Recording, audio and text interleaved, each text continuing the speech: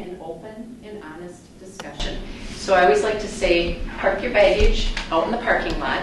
Today is your opportunity to speak freely, and we will talk through whatever questions come up as I lead you through the results of your self-evaluation. Don't suffer needlessly. So if you are somebody who needs to stand on occasion, feel free to stand up and do so. I am not good at sitting for hours on end. My coworkers often laugh. I get up and I'm moving. I have lots of energy. So feel free to stand, move around. We'll try and take a break. I'll kind of watch the clock a little bit, and if I seem to be kind of, going on and forgetting about that, just give me the time outside and let me know. We're going to take a break. But I'll try and check in with you on that and take at least one break. Maybe we'll take more. It's okay to say, I don't know. There might be things, and that goes for both of us. There might be things that come up today that I simply don't know the answer to because I'm skilled only in one area of school board development.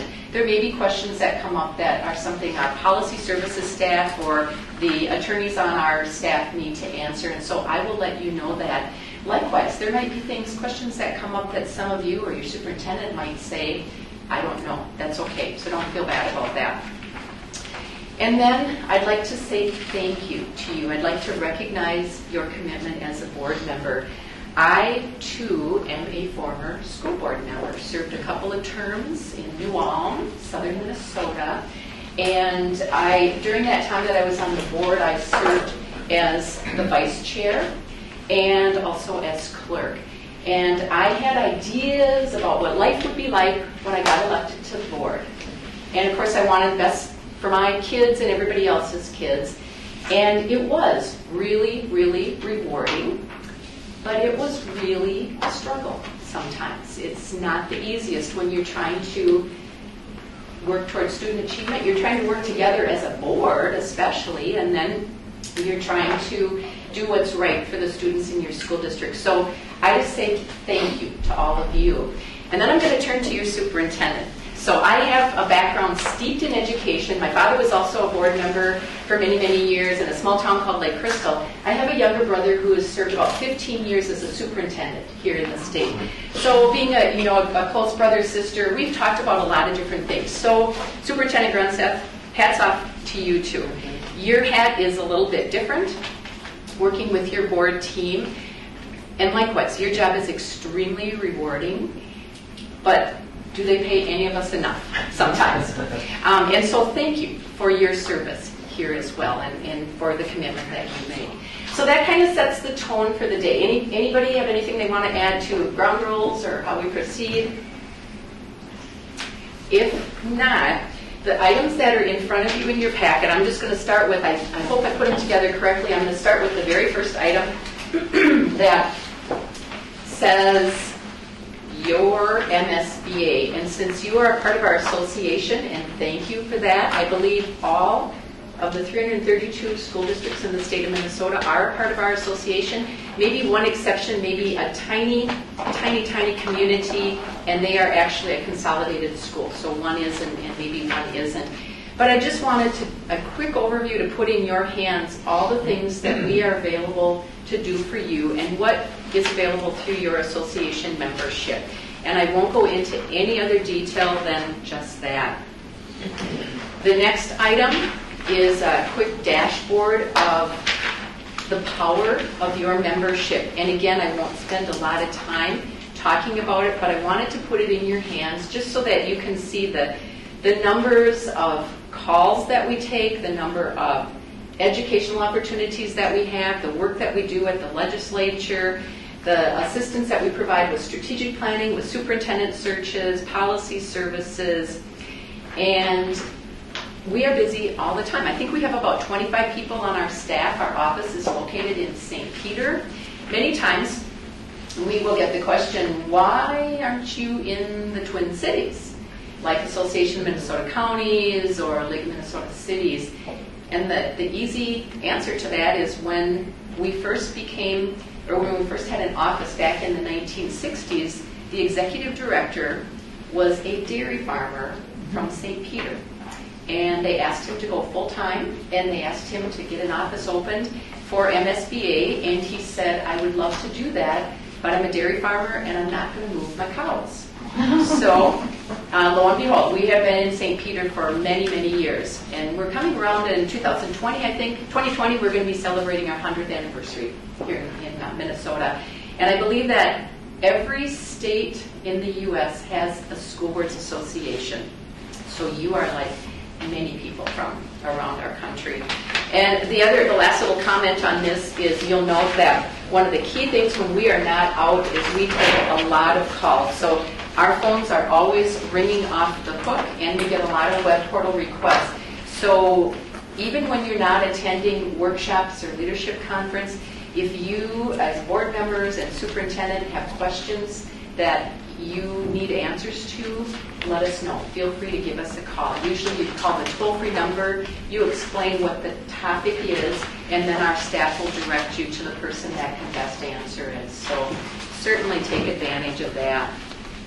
The next item that I included was our legislative agenda for this year, and we're nearing the end of that, but I'm guessing that many of you are familiar with our process of having governmental relations staff on board and your grassroots opportunities for providing input into this agenda and through our delegate assembly.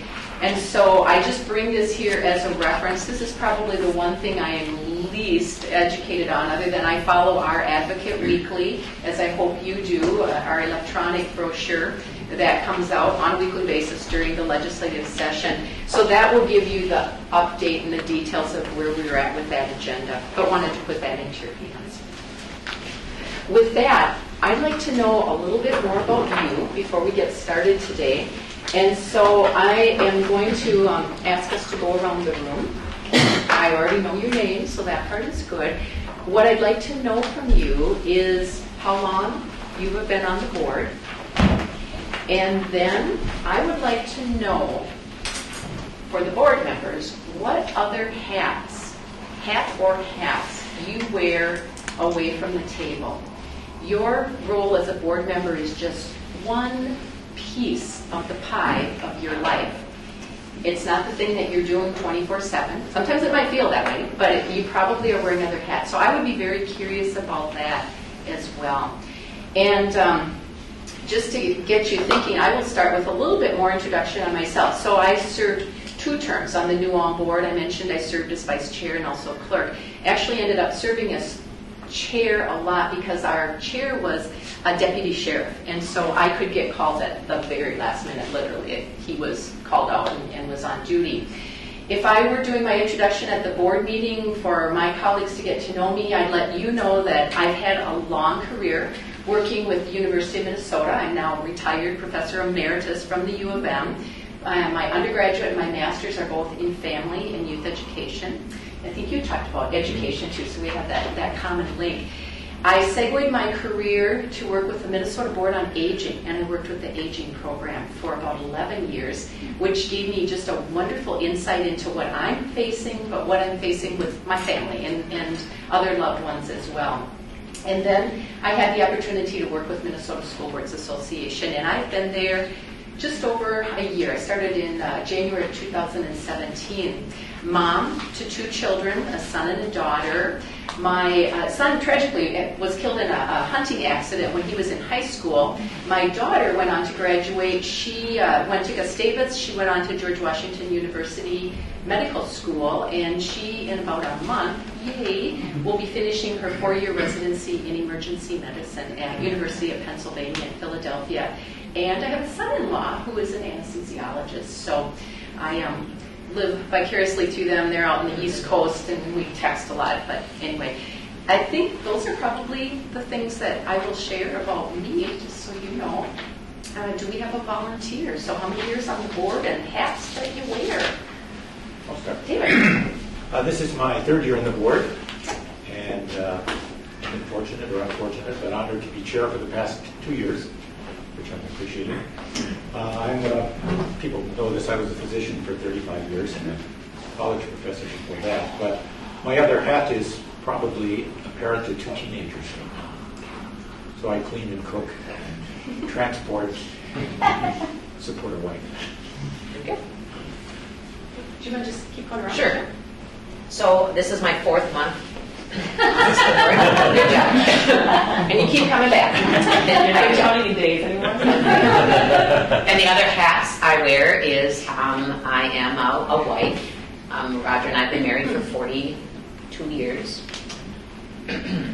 That kind of got stuck here. I have 2 children, a son who is going to turn 40 and a daughter that's 38. My son just got married last year about this time, and my son and daughter-in-law are expecting their first child this September.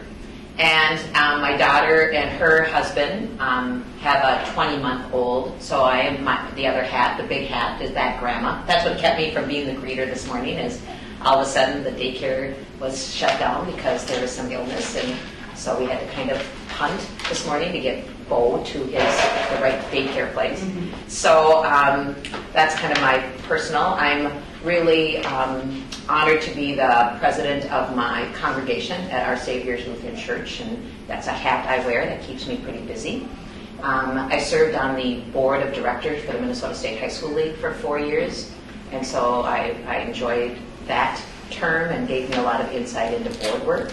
And I am a debate and speech coach, so I retired from teaching after 31 years in Duluth, but 40 years as a high school English and theater teacher. And so I continue to coach debate and speech at the high school level for Duluth-Denfeld. I am a substitute teacher. I stayed in the district to do that. So those are the hats, along with just, I hope, being a good friend and a great sister, and, just life's journeys. Thanks, Jill. I'm in my 3rd year as a school board member and the clerk, serving as clerk this year. My hats are mom to a 1st grader and a preschooler, both boys who are feisty and get me called out of meetings now and then. Sort of all experience that. But and then my other hat is an assistant county attorney for St. Louis County. Those are the big ones.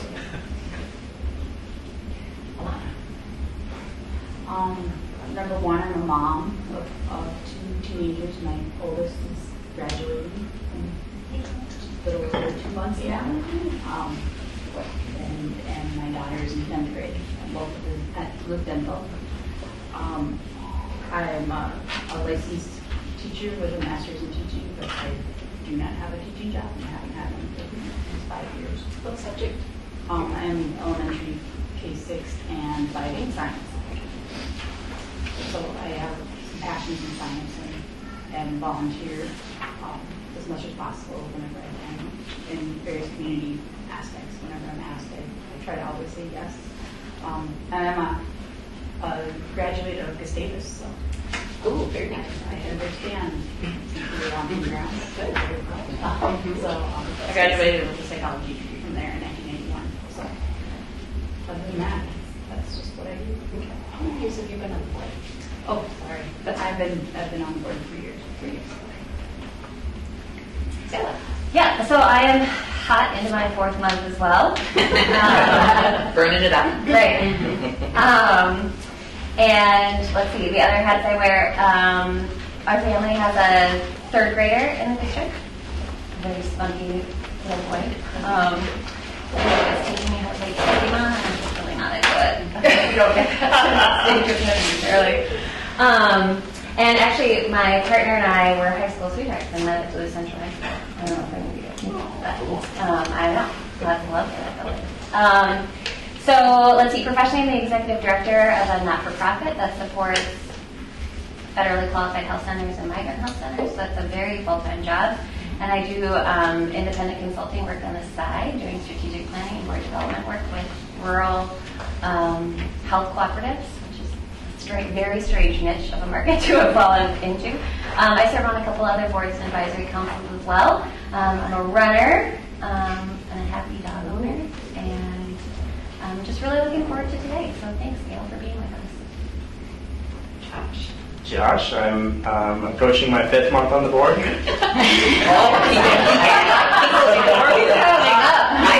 I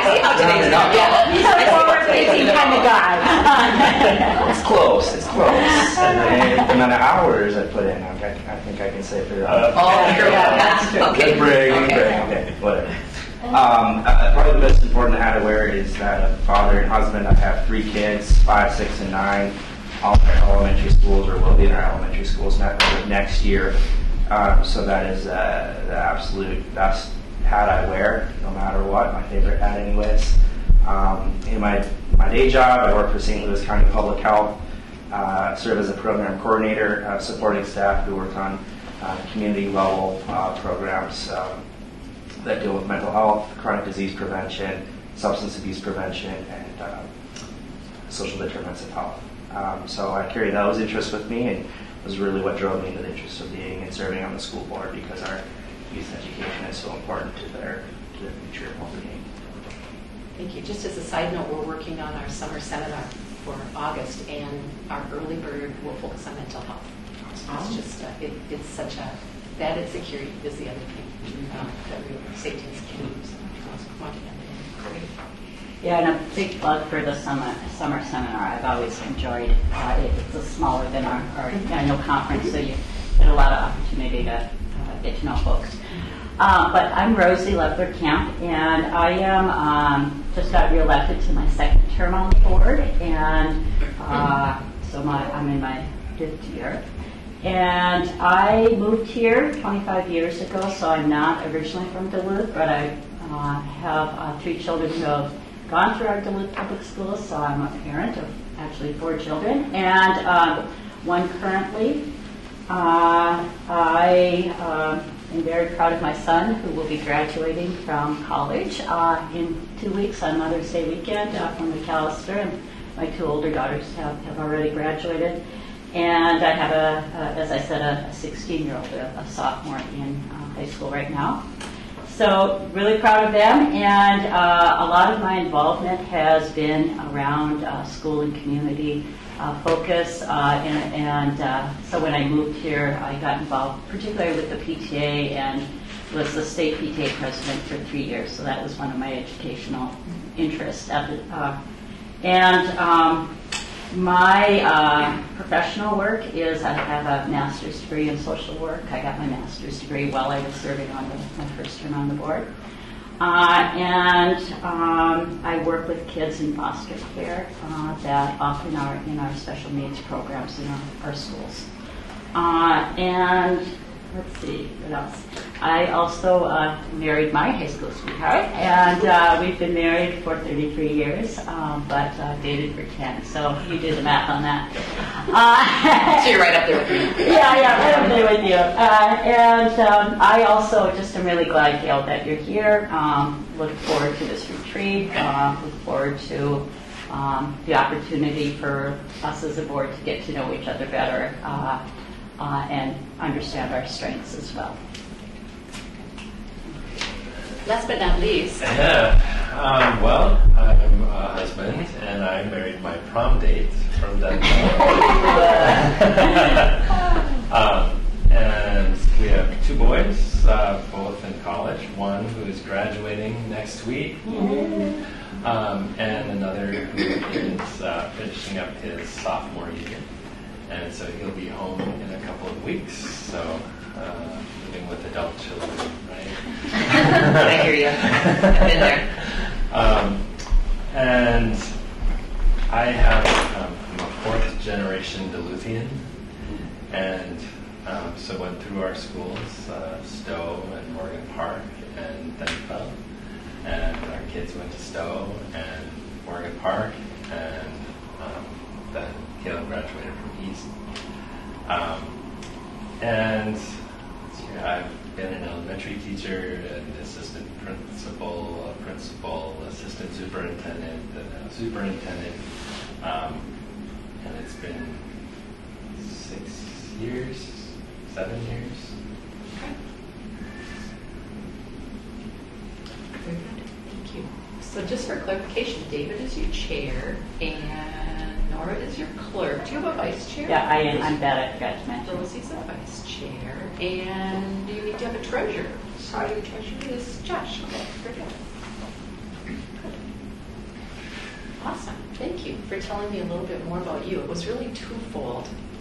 one, so that I get to know you a little bit better, but hopefully it gave you an opportunity to know a little bit more about one another as well.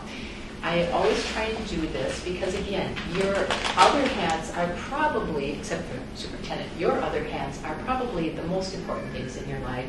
School board is one piece of that, whereas in your case, superintendent, that's your big hat, and you've got other things as well. So I think that's important.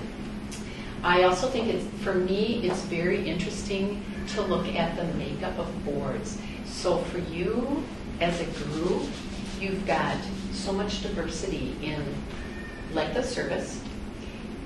Some of you are from here, some of you are not from here. You bring different opportunities skills as volunteer and in your professional work. So I just think that's a great mix. So kudos to you, and kudos to, the community is lucky to have all of you. You are probably one of the newer boards in a sense that I've worked with. I was at a board meeting in the Metro just past Monday night, and one of the board members had been on for 23 years. She was a lifer, but I could tell she is still so engaged. And so it's always interesting because your makeup as a newer board is really going to set a different tone, maybe a really fun tone, I think. And it makes it, I think, really interesting for superintendent too when you have transition in board members. So That's a nice way of raising interesting and challenging might be, sure. So hats off lots to you. of communication, lots of clarification. I also like for you to do that so you get to know each other. And I've had some boards that I've met with, and as they're introducing themselves, they'll say, oh, I didn't know that about you. And it's like, that is such an important thing. We'll kind of talk about that a little bit as we look at the evaluation, but just getting to know each other. And you know what? It doesn't matter what your background is. It's knowing where you come from and what your values are and what makes you click and things like that so that you can really work as a team. So thank you for that. I really appreciate it. At some point in our retreat, I'd love to know what we all do in our spare time. We all gave you great kind of like things, but like if you had to pick one thing, but maybe, What's spare time? maybe that could be like at the very end, but sure, give us time to think about that. Very good idea. Because I would really like to know what you guys do in your spare time. Like, maybe we'll have a chance to get back to that. So, very good. Well, let's take a look again at the last two items that are in your packet. Let's see, aligning the board goals and standards for school board leadership. So in a few minutes, I'm going to pass out your school board self-evaluation. The school board self-evaluation this one is a new tool that MSBA started offering. We've always had a variety of tools that you can use. Some districts have embraced doing an evaluation of themselves. Others have said, if I get elected again, that's my evaluation. I don't know that that's probably how you want to get evaluated, but I think evaluating yourself is very important. Getting reelected is certainly one way of evaluating. People, the public, is happy with you. The tool that you used, we introduced a year ago in May. It was one that we took some time, did some research on. We wanted to find a tool that we thought would be of great value to all school districts, no matter whether you're in Duluth or Roseau or St. Charles or Pipestone, Minnesota. And we think we found one that has been very beneficial. We did a very soft sell of it last year, and so in May, I think it was May 15th, the superintendent and board chairs from all the school districts got an email from me saying it was now available. And we did a little bit of promotion at our summer seminar and in some of our other electronic media, but we really wanted to get a feel for how it was going to go and how it was going to take off. We actually had about 80-some school districts that tapped into it, so that we were happy about that.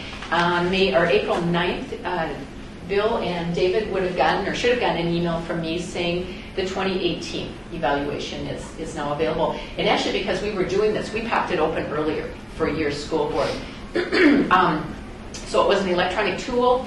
It is done anonymously because we don't care who said what. We don't care how you responded. What we do care about and what we want you to care about is cumulatively. So the tool is done by the board team. The board team is the elected board members and your superintendent. So the board team responds, and you end up getting your results based on that. And so we did keep it anonymous, and so you'll note that when you completed it, you didn't put your name or your social security number or your birth date.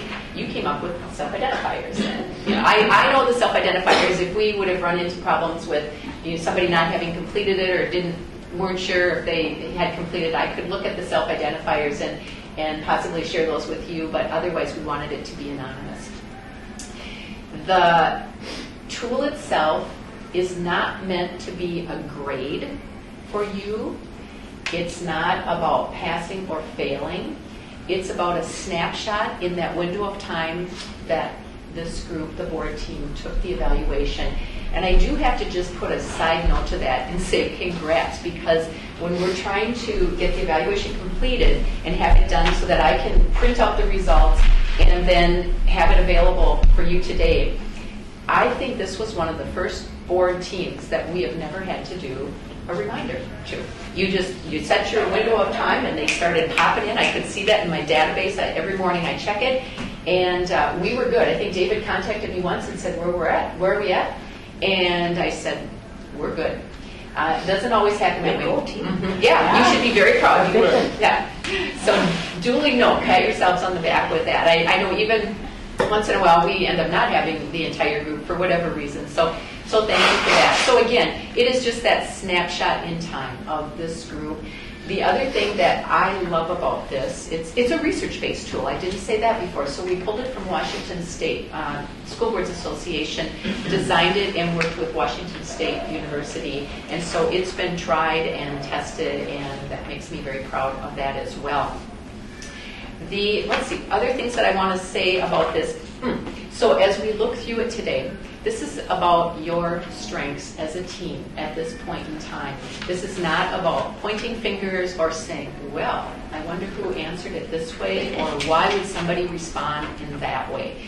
This is about the cumulative responses. It's saying, hey, these are the things that are strong. These are our strengths. And then looking at the opportunities for growth. Remember, there are no perfect board teams out there. I had times on my board where we felt kind of perfect. I had times where we were far from being perfect for a whole host of reasons. One of our biggest challenges is in a smaller community like New Ulm, and we covered Hanska and Lafayette, two tiny towns. We were at a point where we needed to close schools.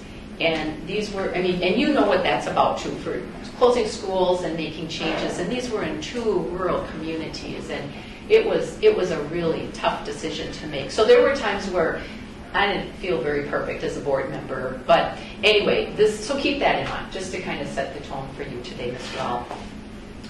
Let's see if there's any other things. So with that in mind, I'm going to have you take a look at the standards for school board leadership. And the reason I'm doing that is because the standards, as you will quickly find, the standards tie in to all the questions that you answered on the evaluation.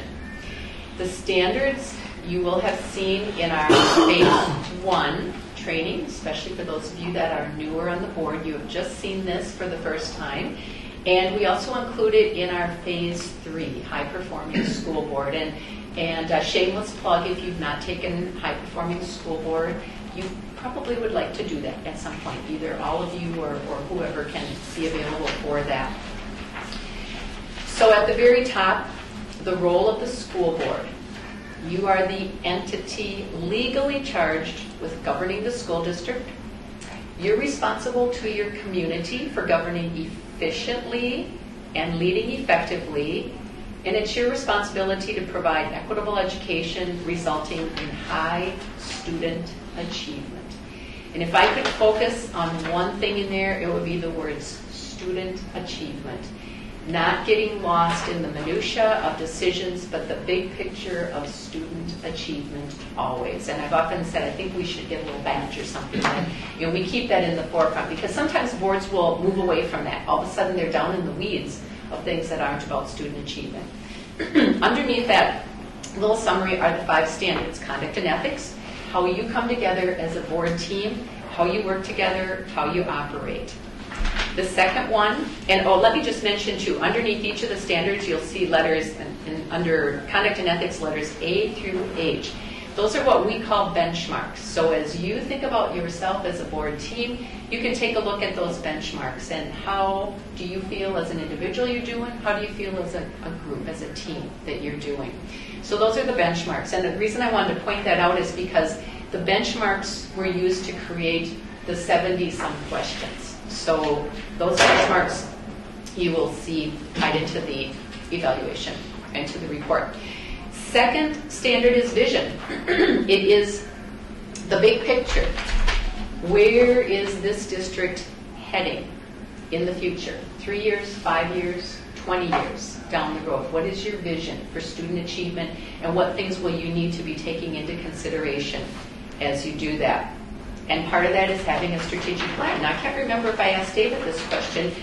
Do you have a strategic plan? Well, Are working on a strategic plan? Okay. So strategic plan is required by the world's best workforce. So all districts in the state are required to have one. And it is your responsibility as a board to make sure that happens and that you turn that responsibility over then to your superintendent to figure out how that happens. All boards are in different spots with that. Some have had one for years. Some are in the process, some are moving forward with getting theirs completed. So if you don't have one, if yours is in progress, you do need to have that accomplished. And I will just mention too, that is a service that Minnesota School Boards offers. It's strategic planning. We usually have a team of 3 people. That's one of the teams that I'm on also. And we have a team of 3 that will come into your community and assist you with that. However, with that said, there are other ways that you can do strategic planning. You can do it internally. You may have that expertise. You have other organizations and groups. But I just wanted to make sure you knew that we are available to help you with that too. The next category on the back page is structure. Structure is the physical and the organizational structure. So when I think of structure, I'm thinking of curriculum, staff, technology, finances in place, and facilities. Those are the key things that make up your structure. And you, as a board, as elected board members, need to make sure that there is structure in place.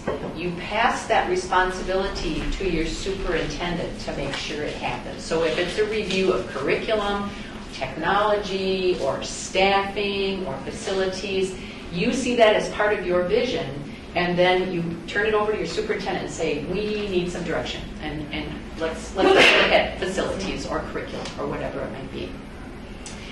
And so superintendent is integral to the structure. Accountability is standard number 4. You are accountable to your constituents. Now, I think I remember with your board, you are elected in districts, okay? And at large, okay. So once you come to the board table, you are a team of 7. And that can be a struggle sometimes.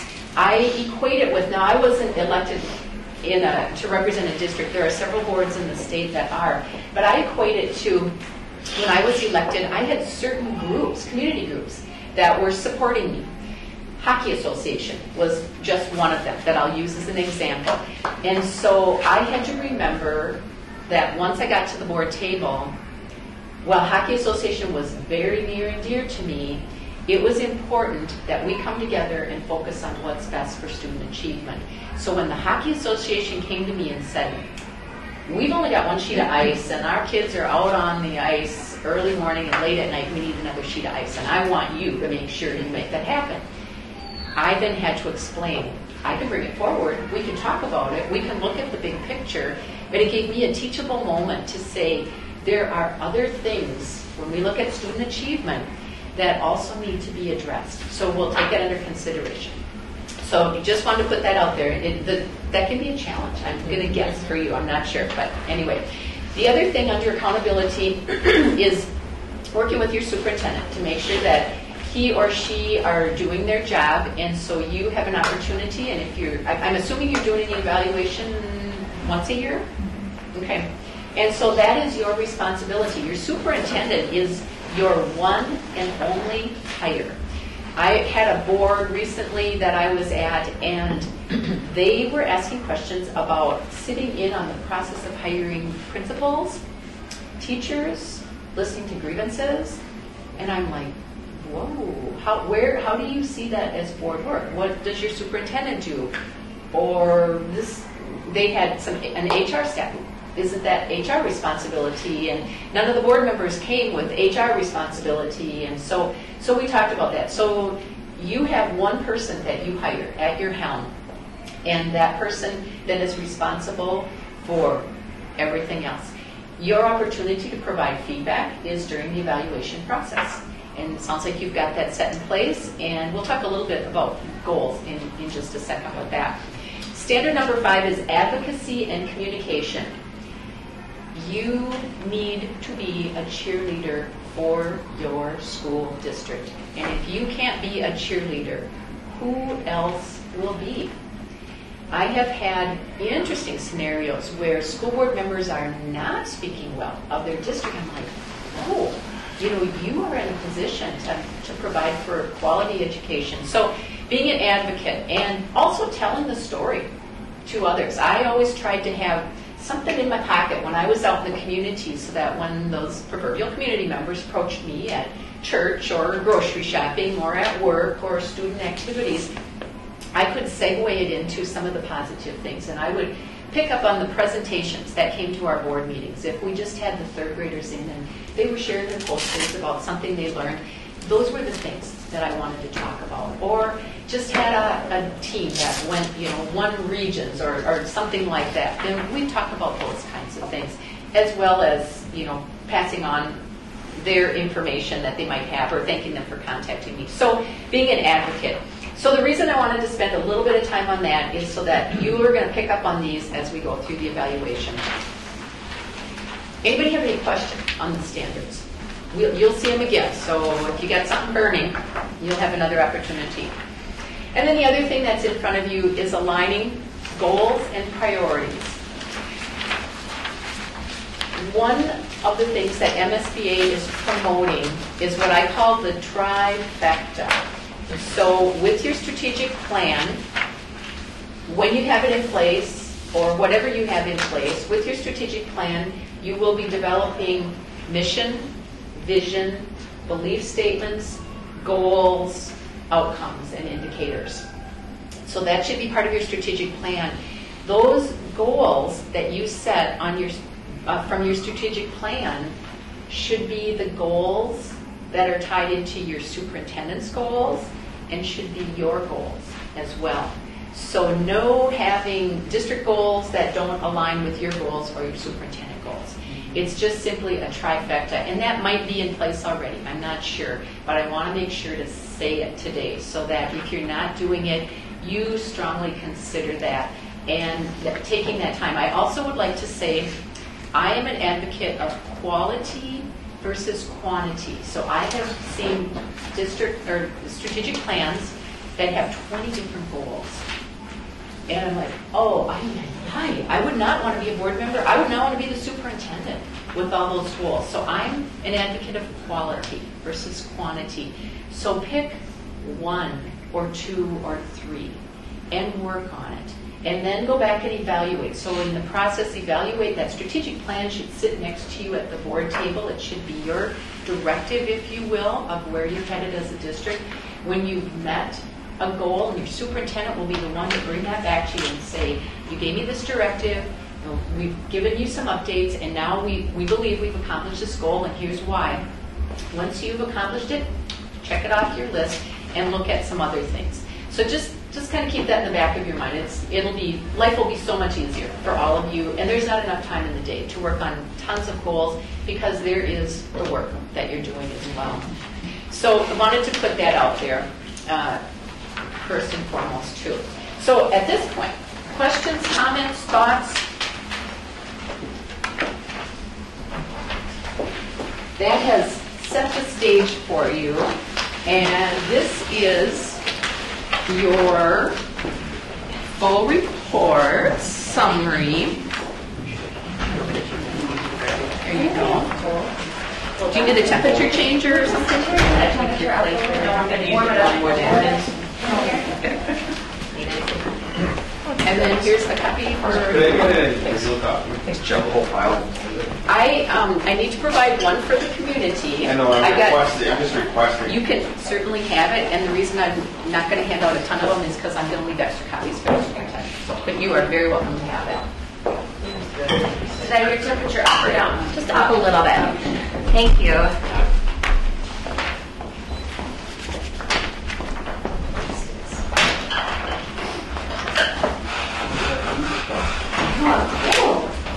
Yeah, actually.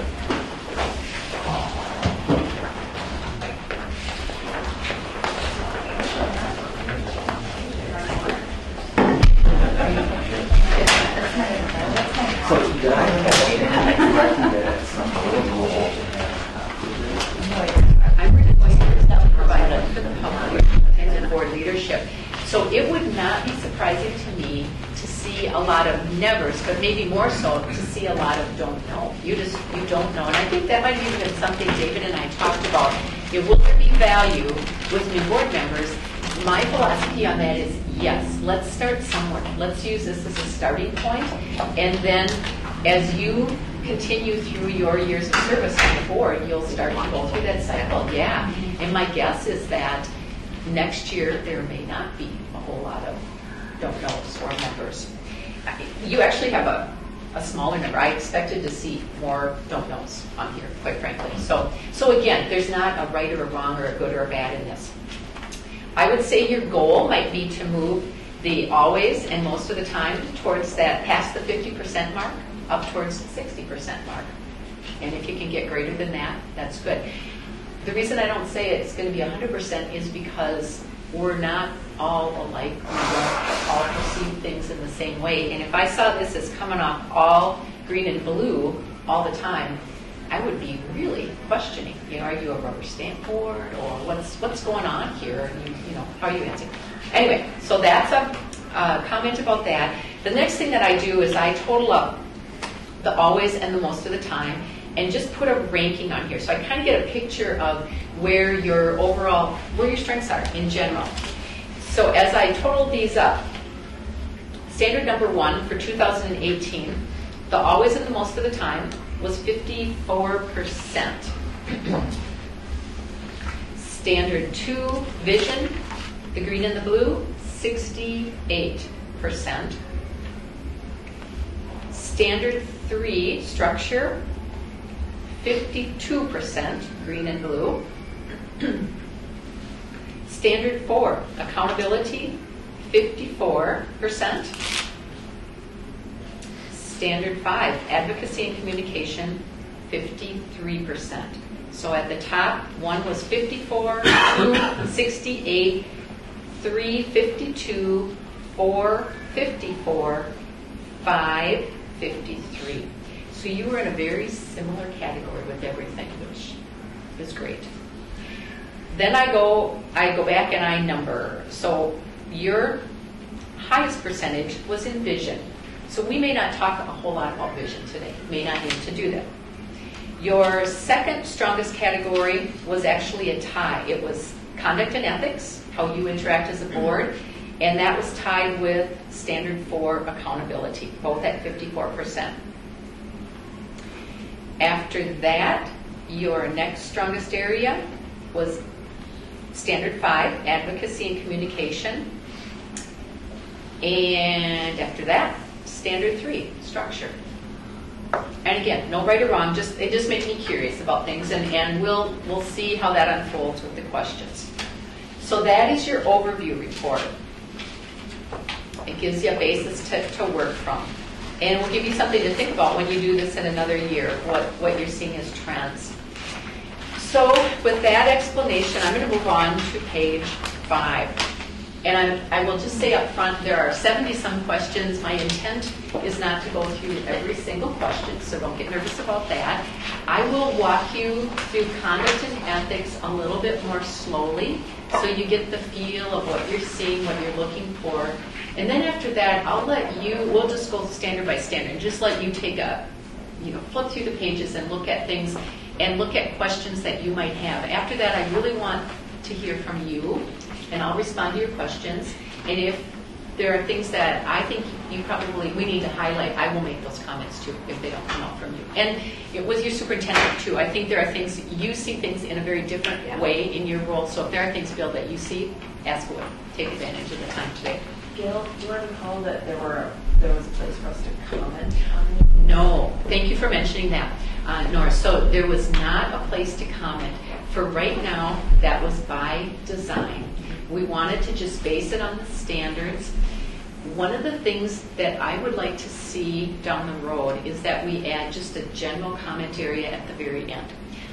Open, kind of a free flow. So if there's anything else you want us to know, and it could be things as simple as, you used a term in there I didn't understand, so I didn't know how to respond. Or I had a board member say she had responded differently because she had negotiations in mind, and the question was regularly, and they don't do negotiations regularly. That's more on a cycle. So thank you for asking that. At this point, we're not doing comments. However, if you have feedback after the fact today on the tool itself, feel free to let me know that. So that is something that we're considering, and I personally, that would be one thing I really would like to see included in this. Okay, so let's take a look at page 5. The pattern for every page is going to start out at the top. It'll say standard 1. It'll remind you that it's conduct and ethics. With this, it's providing responsible district governance by. And then you will see each of those benchmarks. So in this case, you will see A through H in the benchmarks. And on each of the pages underneath that will be each of the questions that you answered that tied into that benchmark. One thing I should have mentioned, and we'll do it right now. Remember when we were doing the overview report, we shared these in percentages. Now when we start looking at the questions, you will actually see the numbers of responses in each of the categories. The reason the overview is in percentages is because we wanted to give you an apple-to-apple comparison. There are varying numbers of benchmarks for each of the standards. Some go A through H and some go A through D. So in order to give you a good snapshot, we provide the overview in percentage, and then once we get to the individual questions, they are individual by individual. Does that make sense? Okay. Should have mentioned that for you before. So just as an example then, with benchmark A, and this is about conducting the district business in a fair, respectful, and responsible manner. And that is the basis of what you are about as a team. Being fair, being responsible, being respectful, and I would add having trust with your board team. So there were 2 questions. Basing your decision on what's best for student success. As I looked at that, that's a very positive response from this group. So you are all on the same page, all feel very similar about that. Question number 4. Question 4, the next one, committing to a clear and shared purpose. Again, your responses are very positive, and the question for you is, if you're not feeling that you have a clear and shared purpose, how do you get those some of the times to move over into the always and most of the time? And this would likely be indicative of the length of time that all of you have served. So Rosie, you're a senior member here, and that's not even a lot of years, right? Yeah, as compared to some school districts. So your superintendent's the senior, has the seniority here, yes. So anyway, so that's kind of how I look at each of the questions. And then prior to coming here today, I circled a few that I think you might be having questions about. So if we move on to page 6, again, you'll see at the top, we're still standard 1, conduct and ethics. Now we're at benchmark of success B. And this is ensuring the board is accountable and open to the public, including seeking divergent perspectives in its decision-making process. So as I looked at this, the question number 6, you've got information, you provide information to the public that supports the board decisions and discussions. Seemed like a lot of consensus in there, maybe some room to grow. Question number 6, I start to see some nevers and some don't knows. So following a defined process for gathering input prior to making critical decisions. So what happens when a critical decision needs to be made by this group? If it's a critical decision about facilities, what information do you bring to the board? How does that work for you? Well, usually it will be an agenda item, and then it's discussed at committee. We just had a closed session regarding decisions about properties as well, and so then we bring in David Spooner, our facilities manager, and share information on what needs to be done. And then it comes back to the board for a vote, and okay, very good. Does everybody feel like that's happening and happening okay? Do you feel like you're getting enough information to make your decisions? I actually feel that we get a perspective of what wants to happen, but yet we don't hear a spectrum of options. Okay. And I'll feed off of that and say I don't know if that's my role as a board to go out and seek those. So if we have a critical decision coming up, I do think that, at least in my little bit of time on the board, that we are listening. We get the experts from our district. We get the people involved in that. And then I don't know if it's my role to meet privately with the people that presented to us at committee, just to get a better understanding before it comes to a vote. So there are times for, I think we have a process, or at least I see it. I just don't know how much I'm supposed to seek out or even talk to my fellow board members without violating the open meeting law to see what I'm not hearing, or to confirm that what you heard is what I heard, and just how do we feel about that as a board in that process of especially critical decisions, and we've had a few.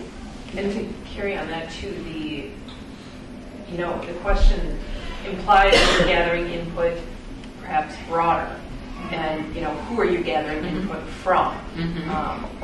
I would say no, we don't have a clear protocol to say, okay, when you make a decision, you're going to hear from administration, and that's, you're going to get a recommendation, and then that's how it usually goes. But who else do we gather input from? I think it depends on the decision, and it depends on the board member, whether or not we want to seek input beyond step. And I think we all gather input from the people that talk to us, and we all don't get the same information. And when we bring different perspectives forward, those can be challenged too, because I may hear one thing way different from Member Hopewell or from Member Gorham, and we have to reconcile what is the truth and what is best for us, and that causes a lot of tension again.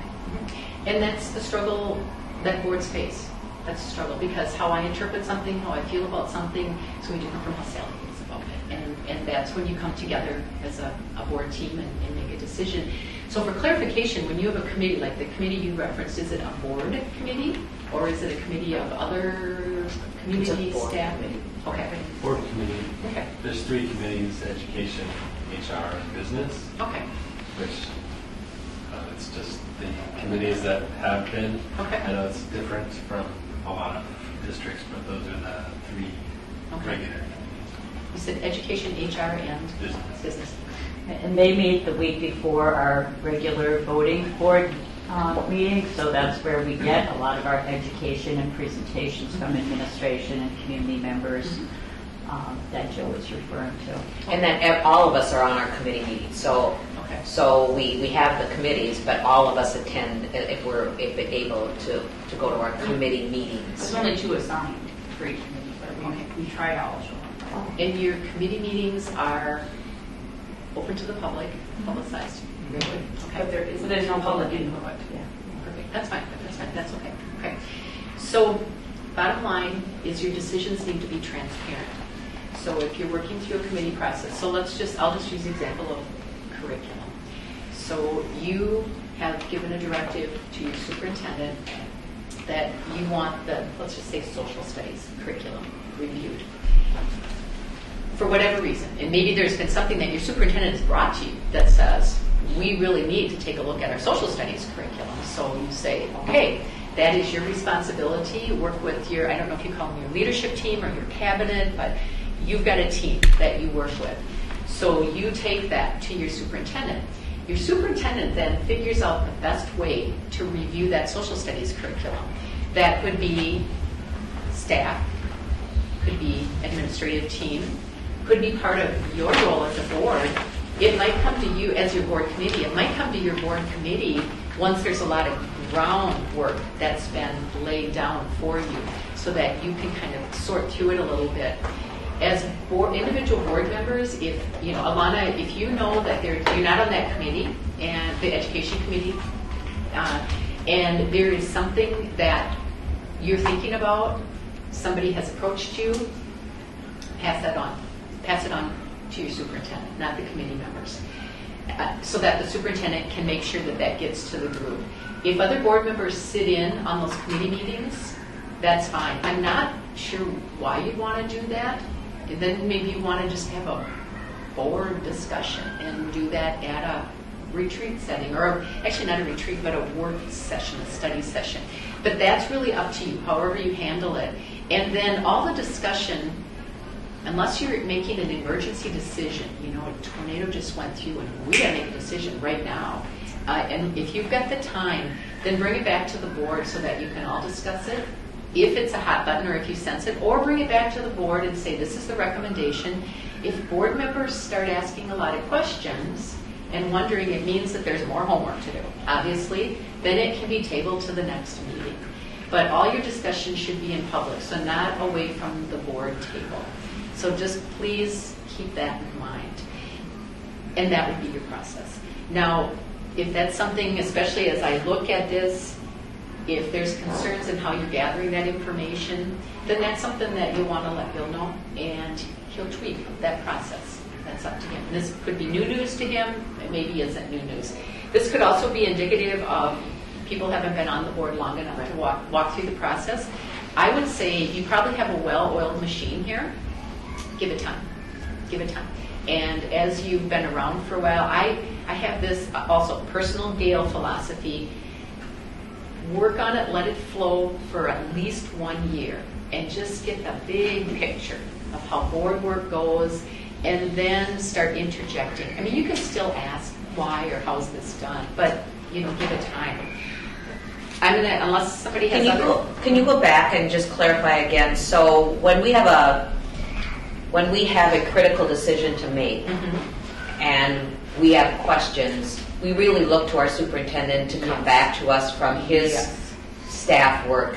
That if we're changing something in the curriculum and history, we should not go out to our community and find out what they're thinking about it as board members. The community will probably tell you what they're thinking. If they're watching your board meetings, I don't know what happens here for sure, but if the community is engaged and they're watching, they'll probably give you that feedback. What you do with that feedback. So you probably should not be going out and seeking the public feedback. People will come to you. You've got a superintendent with a process in place. My guess is that people are going to come to you. And when that happens, and this is something we would have talked about later, but I'm just going to segue into it right now. So what happens when you're out at the grocery store and somebody comes up and they ask you about the social studies curriculum? How do you handle that? Or how do any of you handle that? I was going to say, I want your feedback, because with only 4 months. That's what I would say. Yeah. I would say, what do you think about it? Yep. Tell me what your thoughts are. So, That sounds good. okay. So, Rosie, we're going to ask. I was just going to say, well, when they come to me at the grocery store, often I will say, I will be glad to set up a time to get together with you, because I might not want to have that conversation in a public setting like that, or I might be on the way to church, and so I do want to set some boundaries when I'm also having some of those discussions, but certainly I would want to follow up either on the phone or in person with them to hear their thoughts, like Nora said. And then I guess the second piece that kind of went with this is I think we all also gather information lots of different ways, and so it's not just the emails we might be getting from people or the phone calls. We all have our different circles of where we gather information as well, or communities that people come to us in. So I guess I just throw that out there. Sometimes I think I see where some people may say, I've gotten 20 emails on this, and so this is how people think. And, I guess I don't feel that way, because we all have different communities we're getting information from. I also think this speaks loudly to I don't think the process that we have in place works for us, although our board dynamic exists. I think that a lot of us are asking for more conversation time between each other. We don't get a lot of time. We're under pressure constantly to keep our meetings shorter rather than longer. And so I feel constricted and constrained in asking only so many questions at a time when topics come up. And I think this, I don't know that this is appropriate for conduct and ethics, but I think our process is going to be improved. I specifically think about our agenda setting sessions, which are closed, and only our chair and our clerk are allowed to have those discussions about agenda setting sessions. And I think of all the information that's conveyed as to why we're putting this on the agenda, maybe we won't, why is it important, and that's information that only 2 of our board members out of 7 of us have, and then they bring it to the committee, and we have to ask those same questions again, and why is this important, well, what is this, and we're repeating ourselves constantly, and I find that emotionally draining too, because people that know things or expect everybody else to know what they know already, and that's really hard, because then you ask the questions, and then you're like, oh, we got to go over this again, and I experience that often. Good feedback. I'll get to some answers, some responses. Board governance model. This is something that you see right away in phase 1, and again, we include it in our high-performing board. So keep this in mind as you think about your work as a board member. If you take a look at the very top, it says the board does what? The board governs, okay? And at the bottom, it says the superintendent does what? Manages. Yeah, and leads. And leads. And at the very center is student achievement.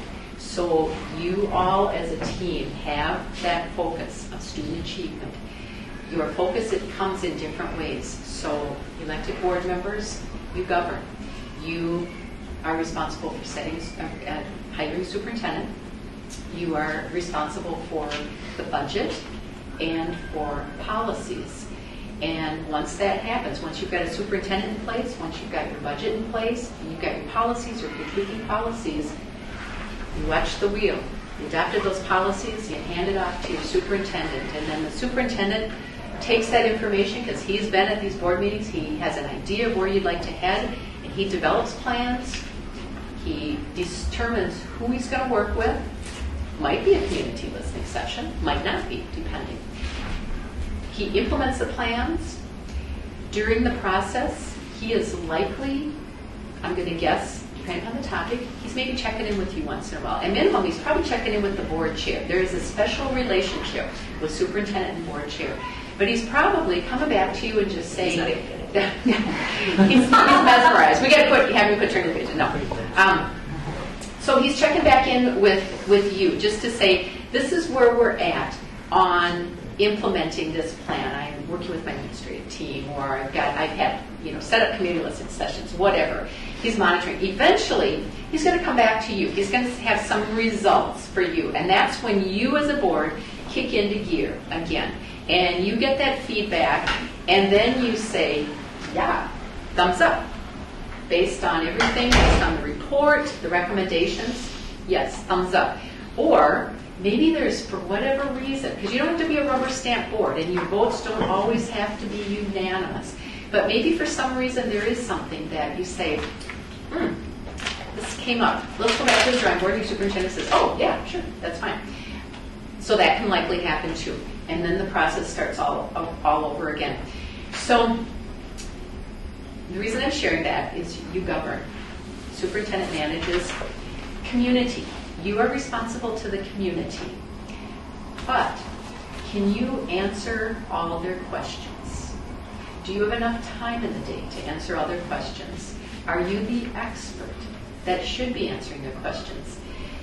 What I would say is that you need to be gracious to the community, and you need to thank them for approaching you. It's probably always not opportune. It's probably not always best. I like sitting and watching, the sporting events or the dance recital and not have to answer a question. What I would encourage you to do is listen, be appreciative, be polite, and pass it on to the CEO, to the superintendent, to the person who manages. Because otherwise, if your superintendent's trying to manage and there are 4 or 5 or 6 or 7 other people trying to manage, I can't imagine what your world would be like. So when that person comes up, and we share this in our phase 1 too, it's the grocery store scene actually. So and we show the positive way and the not so good way.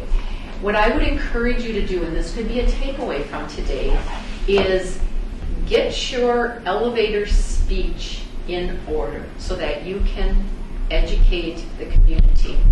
So when Katie Clanderwood approaches me in the grocery store and says, I am so disappointed in that social studies curriculum and I want you to figure out that.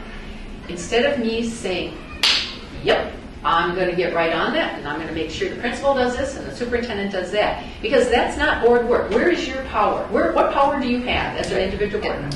No. The minute you all walk out of here, you have no power. Your power is right here today when you come together as a team. So a better answer for Katie Kleinrud, who approaches me, is to say, Katie, thank you so much for sharing that information. I really appreciate it.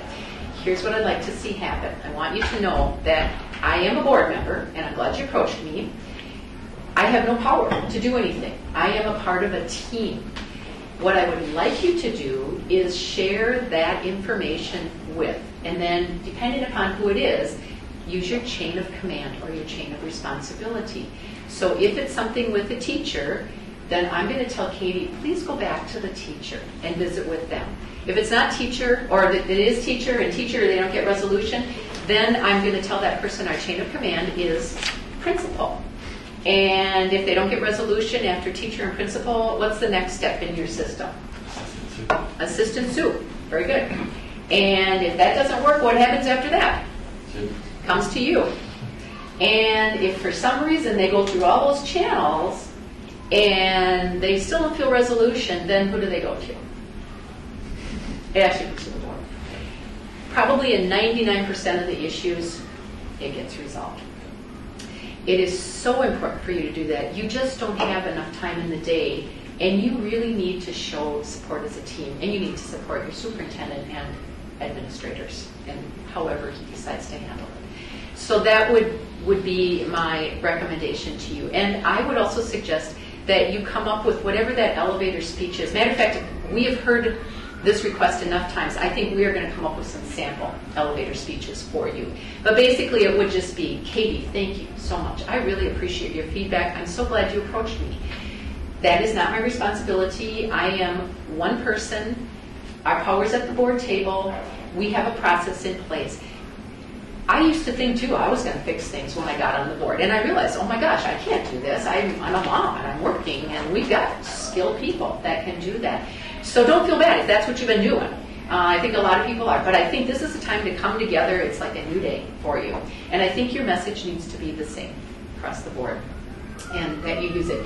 And the reason I say that is because if you all use the same elevator speech, but Josh chooses to fix it, figure it out, hold their hand, who's everybody going to start going to? The community is going to say, well, I got the same answer from Jill and Nora, Lana, but Josh is the one. And then you're going to not be sleeping at night. You're not going to have time to get everything done. So just have that same elevator speech.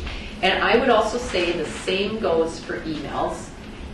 And I'm not sure what you use for electronic media here, emails, text messages. Your message needs to be the same. If somebody emails you, 1, 2, or more board members, you need to have a pat response, and that's something your superintendent can help you develop. The pat response, I think, should be similar to your elevator speech. Katie, thank you so much for reaching out, or Katie, thank you so much for your email. I appreciate it. I am CCing our superintendent, Mr. Grunstedt, on this reply. He will follow up with it. And boom, it's back in your court, and then he knows what to do. He's like, look, This is one I'm going to pass on to a principal, an assistant superintendent. This might be one that's already been dealt with, or it might be something that is in progress or something like that. So again, if you just all use that same response, be careful. I don't know how you use emails here. I don't know how you use text messaging or social media, but that information is open to the public. Do you use school district emails as board members? Yeah. Okay, good. Not everybody does, and I really caution board members with that, because if a challenge, a question ever comes up, your emails can all be grabbed because of whatever the violation might be. So if you're using personal email addresses, you don't want your personal stuff out there for the public to see. And another caveat to that, I've had some board members where they've got a district email address, but they have it forwarded on to their personal. I wouldn't do that either, because then that makes those it makes those personal email addresses liable. Same with text messages. You don't want to start serial emails amongst board members, serial text messages amongst board members either. That is a violation of the open meeting law, and your work is right here when you come together. Can I just, Sure. This is just kind of like a pushback a little bit, but I certainly get this whole thing and am learning a great deal again. Again, it's just kind of how you phrase things. As a teacher, sometimes I've just always learned how to talk without, just talk. But so the elevator speech, the same kind of email response, I get it. I want to do it. I'm going to. I'm sure I have. But yet I find that some of my community people find that offensive. They find that not responsive. They find that, I don't know, just not sincere, like, oh, that, that's not. So how do you weigh that? I don't think you really have, and I know you're looking at this group, but I don't really think you, and I didn't know if you were looking for others to respond, but I don't know if you really have a choice. I mean, your role, your work is right here. And so however you put it in your own words, so that they know you're sincere about it, but yet you're following the process. You're a team. See, and I just think that in lots of my roles within this community, Sure. that's always been a criticism. Not if it's my coaching committees in the community, my other teacher roles and other committees and boards I've sat on in my community here, just doesn't seem to resonate. So I'm really glad that we're all here and that there's community people here too to understand that we are a team and there's better people sometimes to trust. I have a feeling when, just now a little while ago, when you put the circle here in front of me, it's very clear that we have strong superintendent, curriculum directors, assistant superintendents, CFOs, building facilities. So if you've gathered all of them together and you come to us with the best practice and information, then, we might still have some questions, but that answered a great deal for me. Because sometimes I just struggle, like I want to be this super board member that, represents her Western community well, but yet I struggle with, you guys know the information. You look at all that, so thank you. I think there's also sort of some nuance between when somebody comes up to you with, a complaint or an issue that you don't know anything about. If it's something that we're talking about as a board, if it's the curriculum that we tabled last month, say something like that, I think you can have more of a conversation with somebody. If it's somebody that you want to have a conversation, you're in the right place to have that conversation. So it's not that we always have to give an elevator response to that question, but depending on if the question is sort of the initial, a topic you've never heard about versus something that is a policy or something in our. I think there's also a difference between what they're asking you. If they're venting their opinion or their problem to you and they want you to problem solve, that's where you can pass it on. But if they're asking your opinion about something or what you think about an issue, I think we should be free to share that, of where I come from and how I'm thinking about it. And I think that's where being genuine comes across. And I think when you share your open, so I hear what you're saying. When you share your opinion, your beliefs, make sure they know it's just you and that you're not speaking on behalf. And I think that's what you were saying. So, Rosie. Yeah, and I would just add that, I feel like one of our roles is being a resource. So when that person comes to you in the grocery store and it's maybe guiding them to the right person, or particularly when a parent comes, my first question always is, have you talked to your school principal? And kind of, I hear you, whatever, and so whatever way that you can be a resource to get them to the right person. I also appreciated what you said about when you are giving feedback or sharing, talking to someone, that it is your opinion, it is not the board. And so I appreciated you highlighting that. Be careful of it. You do need to be careful about that. And another thing, and I'll just say this now because I would have said it later, but I have no idea what your voting record is as a board team. But it's also very important to support the decision of the majority when votes are taken. So as an example, if you were voting on curriculum and it was a 4-3 vote and I'm in the 3 and I am not happy that curriculum decision passed, the worst thing you can do is to go out to the community and say, well, I didn't vote on it and I hope it's not going to work. You don't have to be overly positive, but put the spin on it. The majority rule. So I was in the 3. I was in the minority this time. Well, that's life. I mean, nothing goes my way 100% of the time, just like I'm sure it doesn't for you as well. So today I was in the minority. Next time I might be in the majority. So I don't want to be, it's not fair for me to be belittled because I was in the minority or for me to make negative comments about the majority. So just think about that too. And I've seen that happen in communities where it's been a split vote, whether it's a 6-1 or 5-2 or a 4-3. If those that were in the majority say, nah, nah, nah, nah, it went our way, or those that were in the minority say, well, I'm not happy about it. I think, remember, your power is here. So once you voted and it's passed, you move forward and you say, we reviewed it, superintendent did, you can talk about the process and say, we're going to move forward with it.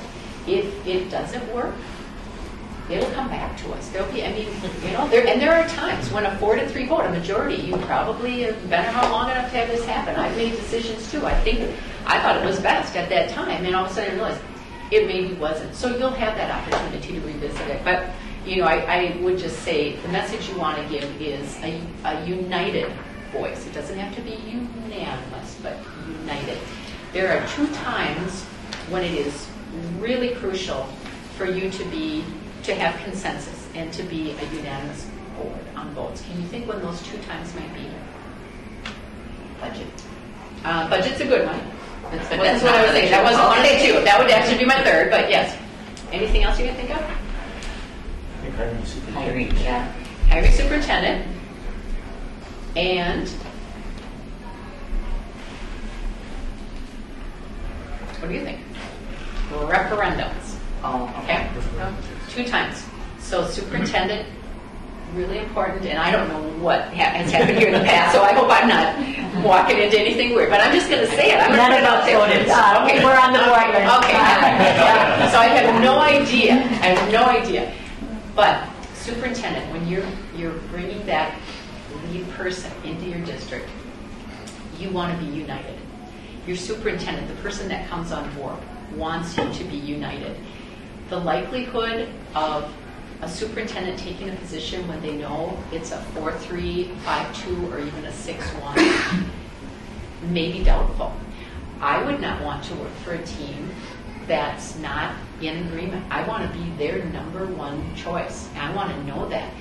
Otherwise, I'm always going to be looking over my shoulder because it's public how we voted. And so I'm always going to be looking over my shoulder. Oh, that 1 or that 2 or that 3, or do I have to really kowtow? So make sure it's unanimous when you come together. Same with a referendum. Why would you want to have unanimous on a referendum? More way I could pass it. Say you want it to pass, exactly. So again, it's for students. It's for students, and if you leave a little bit of a loophole there, if it's a 6-1, a 5-2, or 4-3, how's the community going to feel about that? They're going to be like, there's something a little not right about this. If this board can't come together and they can't all say, 7 of them, this is where we're going, it leaves you very vulnerable. And we do follow referendums in our office very closely. Greg Abbott, our communications director, does that. And I don't know that I know of any districts last year, and don't want to be quoted on this, but it was very few. I don't know of anybody who passed a referendum if it wasn't a unanimous vote. And some had unanimous and they still couldn't pass it. So what happens if you're looking at a referendum and as a board you know that it's a less than a unanimous vote? You keep going back until you come to something you can all work with. It might mean that you cut out this and you size down that, but I would say with all the work you put into passing a referendum, it would be much better to pass something than nothing and to get all the discord going in your community. So pass something versus nothing, and then you can come back again. And besides, if you don't pass it, and it's a huge need, you're just losing great, wonderful, precious time in getting something passed for you, because you're going to have to come back to the drawing board. So anyway, a lot of editorial comments, but these are things we would have talked about. I'm going to wrap up on this page, and then we can keep moving on. Question number 7, carry out annual performance. A lot of don't knows and nevers, and that's actually what you are doing today. You have done your annual assessment. Have you done a board evaluation before? Perfect. So next time you fill this out, and that's going to look pretty green and blue to me, and to you. And question number 8, setting goals for improvement. So the goal is that you'll have a few takeaways today. I'm taking some notes. I'm guessing your superintendent will take some notes, and you might as well. And so okay. She's there. So there are some notes that are being taken, so that you can then look at some goals for yourself too. So another time that's Goals for you independently, you as a board. Or as a board. As a board. And we don't have those yet.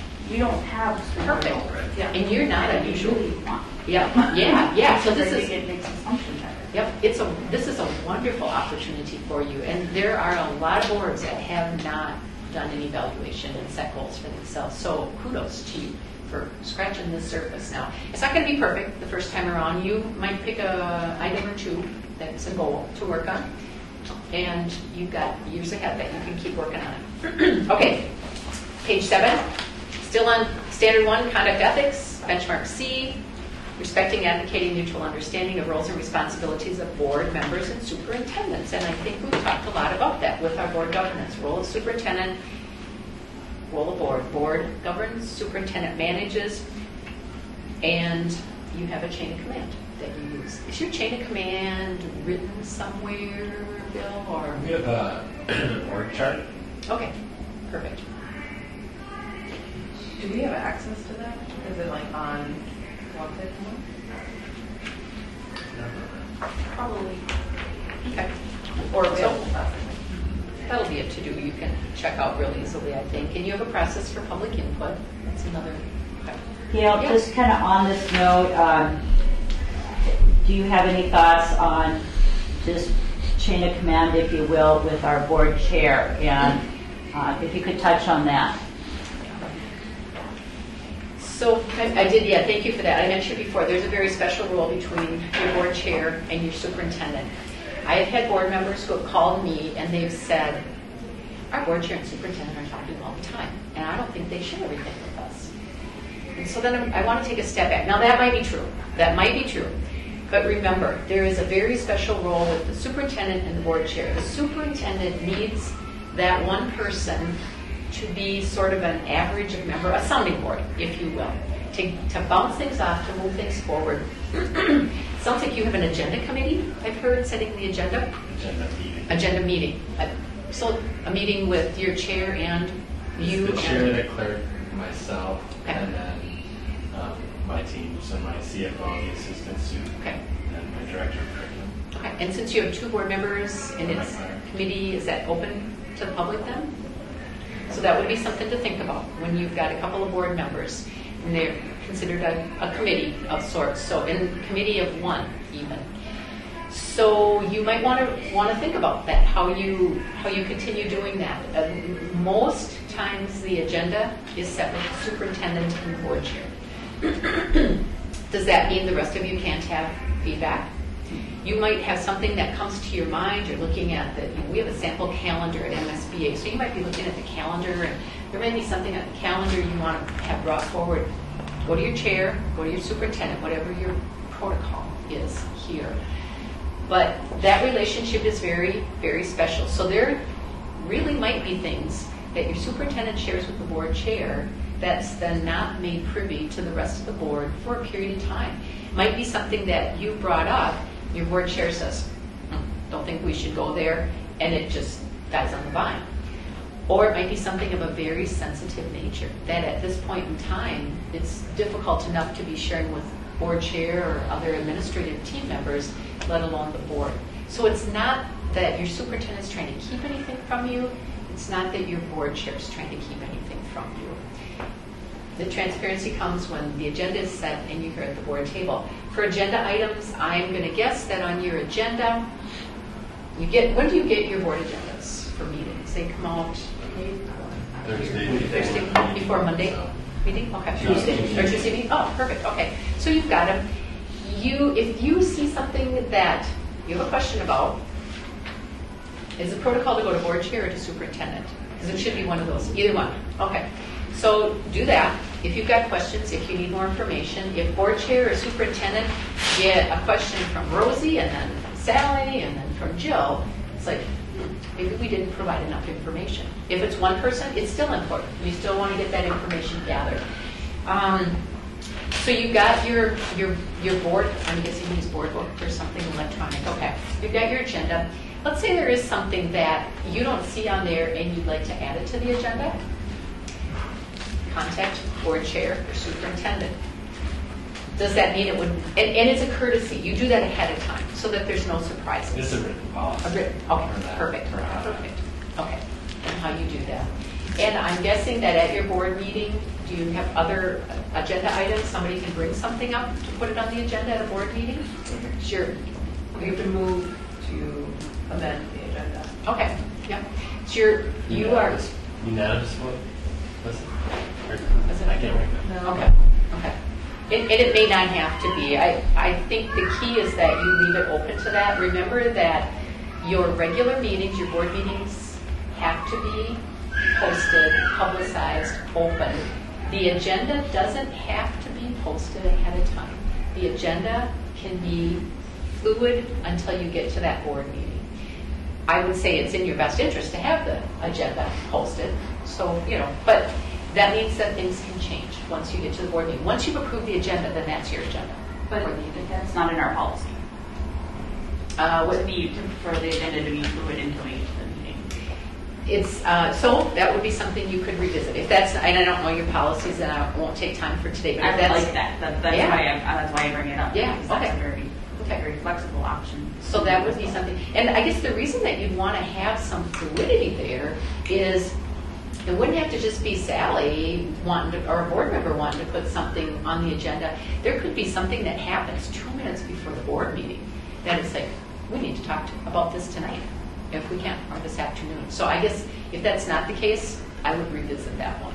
And again, without looking at it. But when that's happened in the past, I call David and say, hey, can we consider adding this to the agenda? And then, either he brings it up or brings it up. And then it's added to the agenda, or we decide to take something off the agenda. We're not ready to talk about this. Right. But could we bring it up at a board meeting? Could I move to add something to agenda at 6:40? What if it's voted down? That's Then it's not on the agenda. Right. But is that seen as a disrespectful thing to each other? Not a good discussion about it as to why.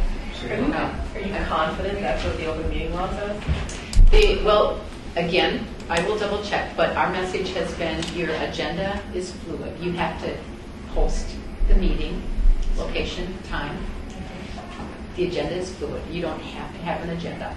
If I'm a little skeptical about that. And if I'm being totally honest, agenda items that come up like spur of the moment kind of make my heart flutter Yes, a little I bit. agree, yes. And staff too, because Right. we feel like, Yeah. I'm not I'm not prepared. I don't have any Right. information for that.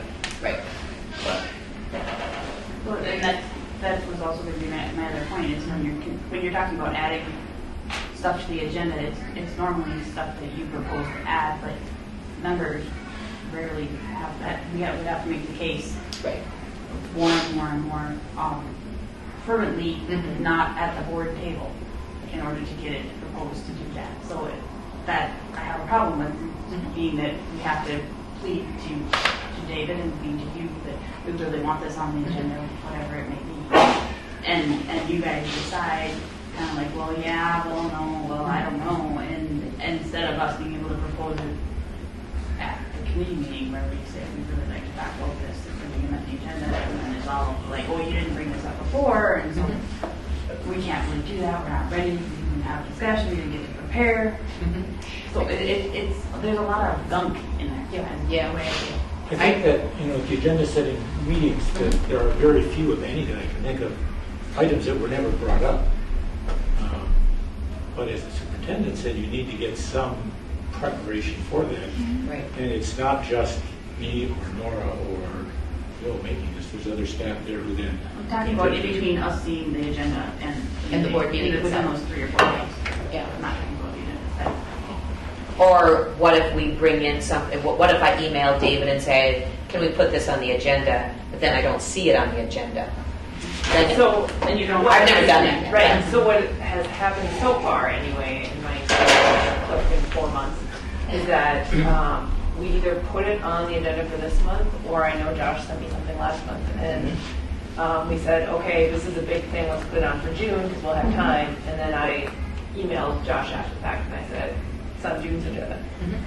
And I'm just going to caution We both you to emailed be, back. with that example, I'm going to caution you too, between board members emailing back and forth too. I think that if there's something that you think is a hot button or you do, I think I would go to board chair and superintendent, because otherwise you're setting yourself up for some serial emails too. It's almost a little bit of board work outside of the meeting. It could be construed that way. Just going to raise that as a flag for you to think about.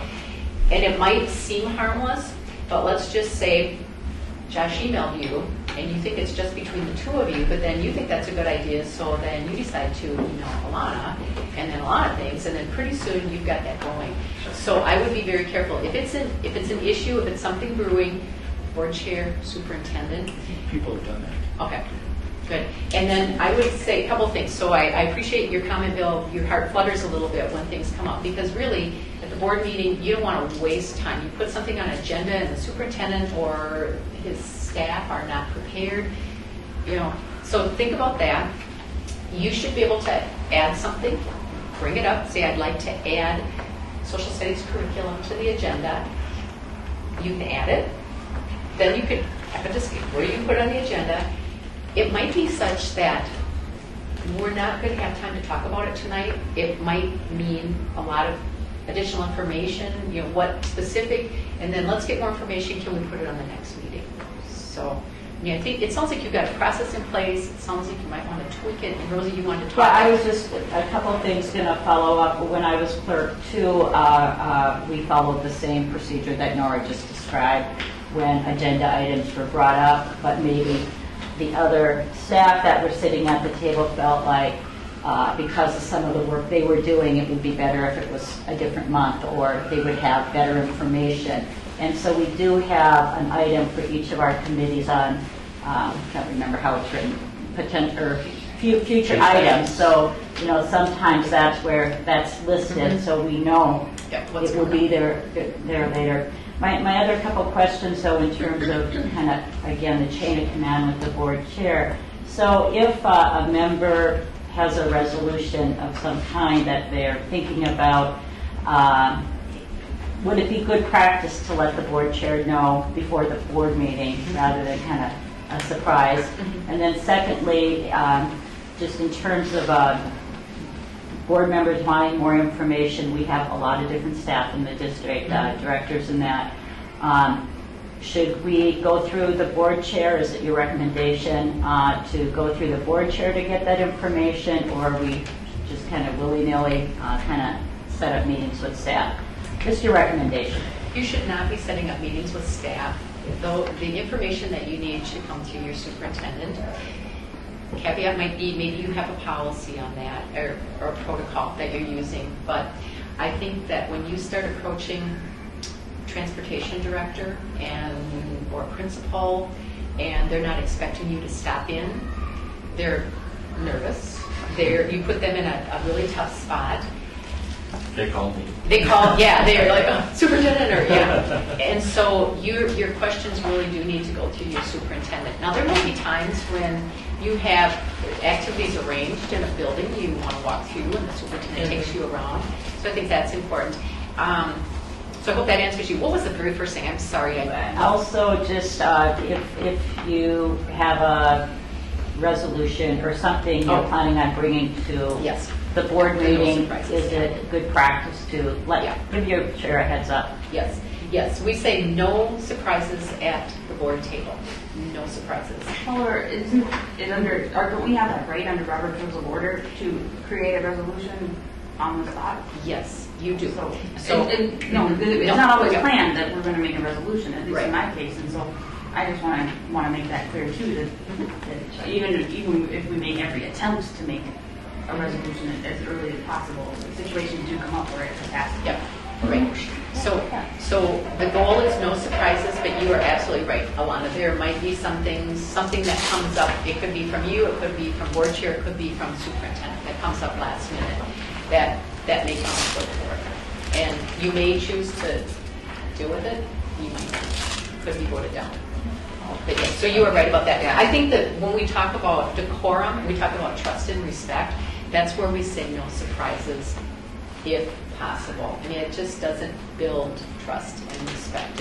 If I'm the one that's always showing up with a gotcha or something like that, and I don't know if that's the case, and I'm certainly not thinking it is, but I just think that your meetings and your trust and respect are going to be much greater if you don't have the surprises.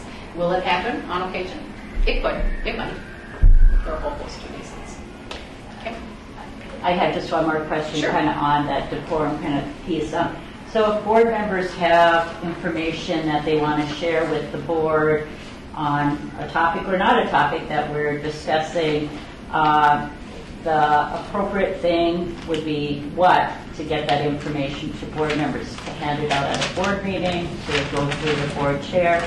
Can you talk about? I think it needs to be board chair and superintendent, so they both have the information and then let them deal with it. So not bringing a handout at a meeting or, it's your superintendent's job to be gathering the information. If you've got some information you've gathered, I mean, I'm not sure how you gathered it, but if you got some information, sure, share it. I use an example.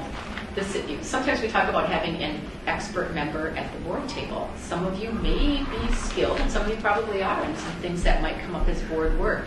So I think that's great to bring that forward. Does that mean that your recommendation is going to be voted on, or it's going to be respected, but it may not be the decision that you've recommended? I think about one. This is a rural example, but we've got watershed districts, and there was a school district looking at a building project, and it was the placement of it was in a watershed area, and the local supervisor for the watershed district was on their board, and he said, whoa, just want to give you a heads up. This might not be the safest place to build a building.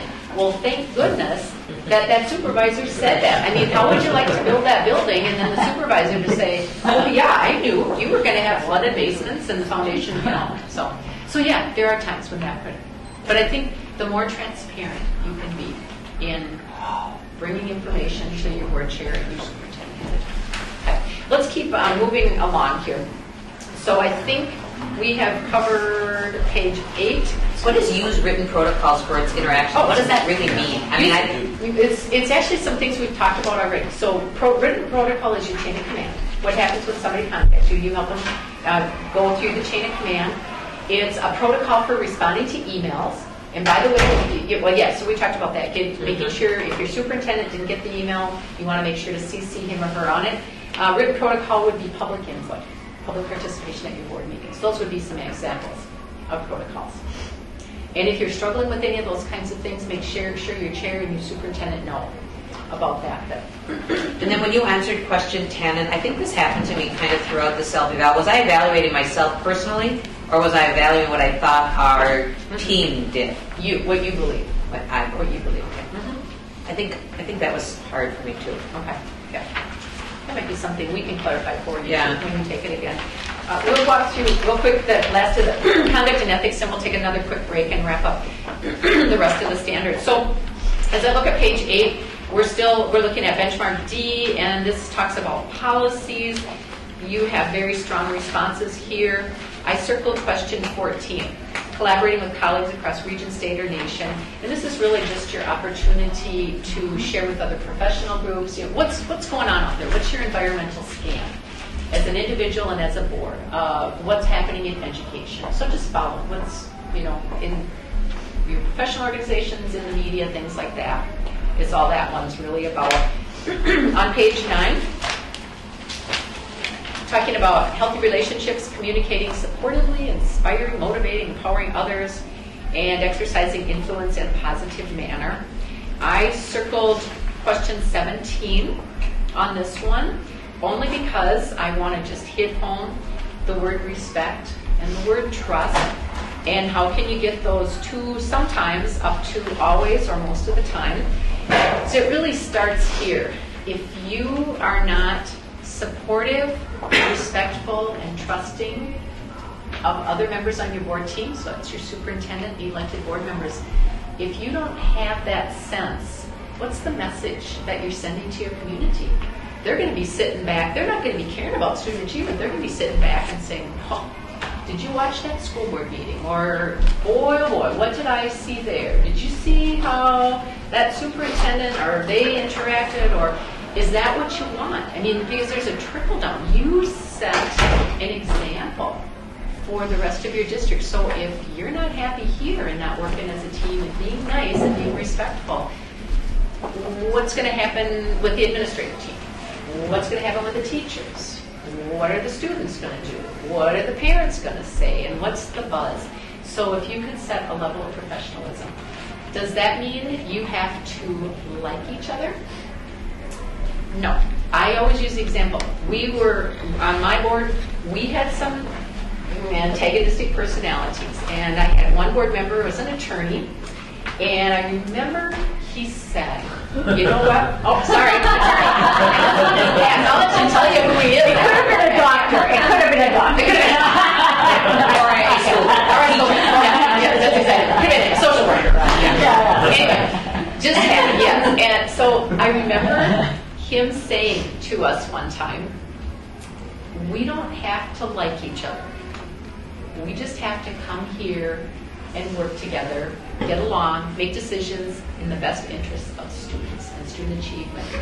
However, if we happen to like each other, that makes it that much easier to work together. So I just toss it out there, and it sometimes there are people that are hard to like. I mean, I have them in my world of personal, all the time. So that's not unusual, but you do just need to come together and work together.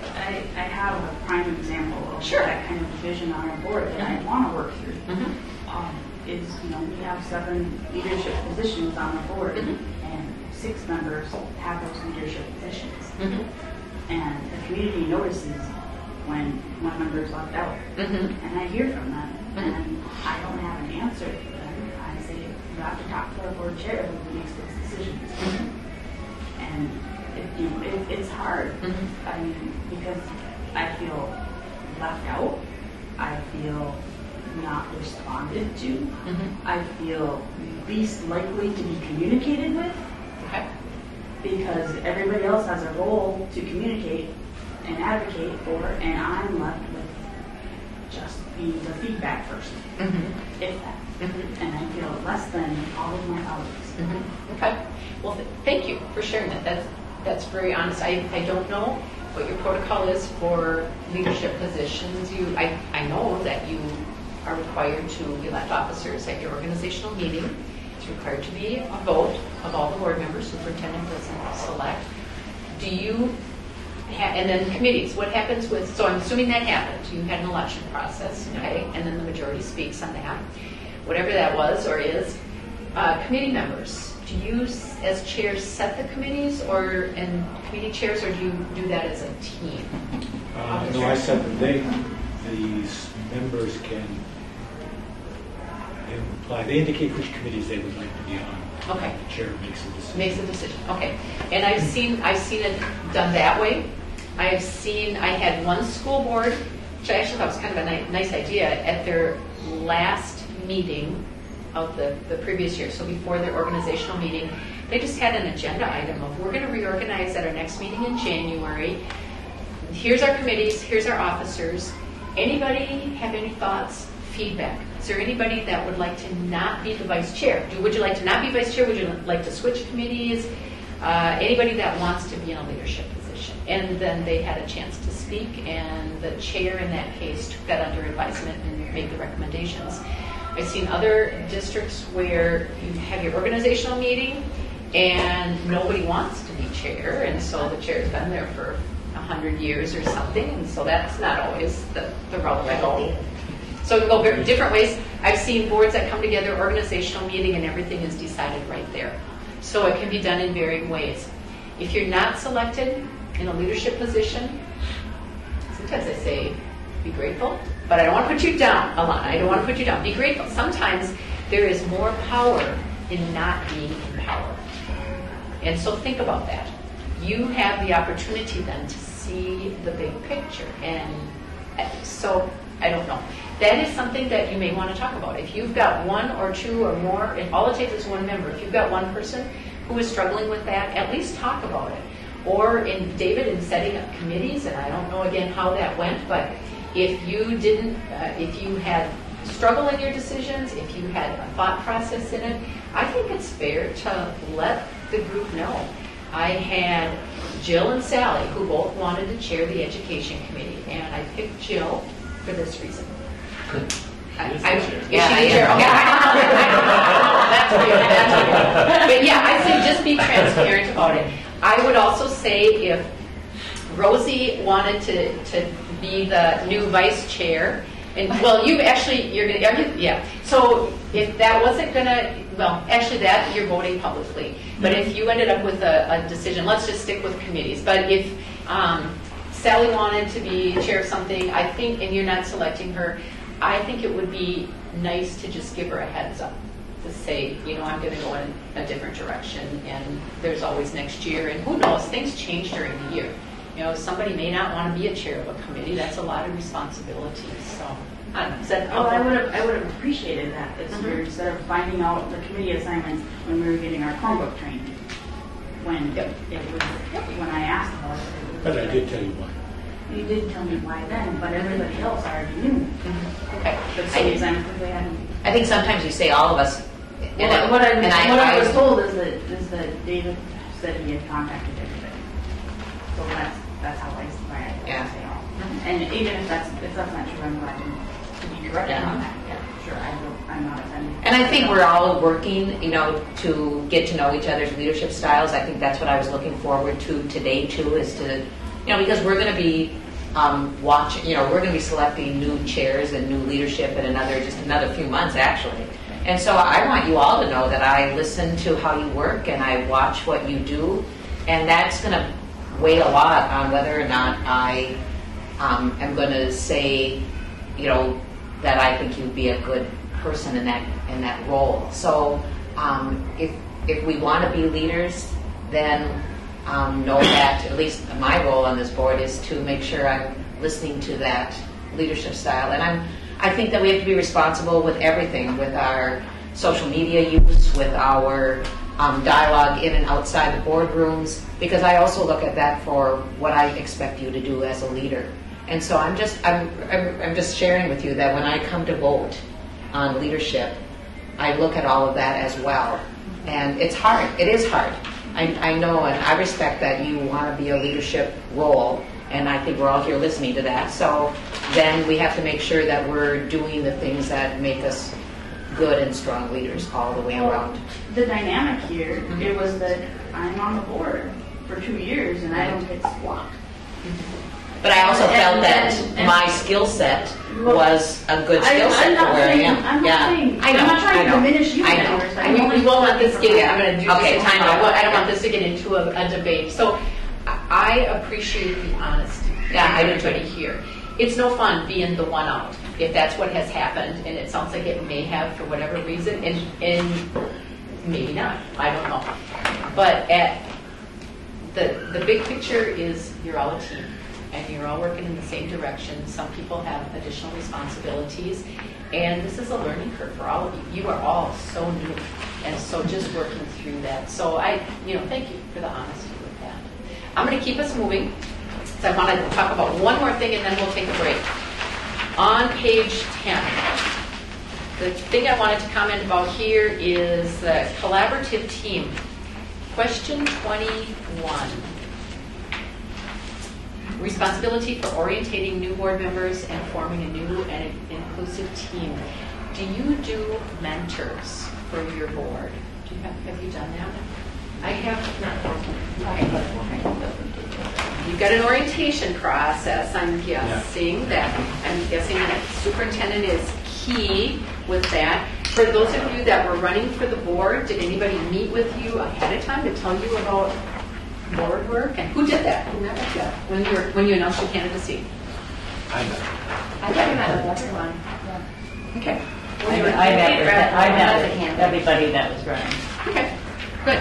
I think when people are running for the position, you have an opportunity to let them know what they're getting into. And Thanks for that. you don't say that. We're on the scenic. No, it's going to be great. I chuckle when I say that. Yes, they go.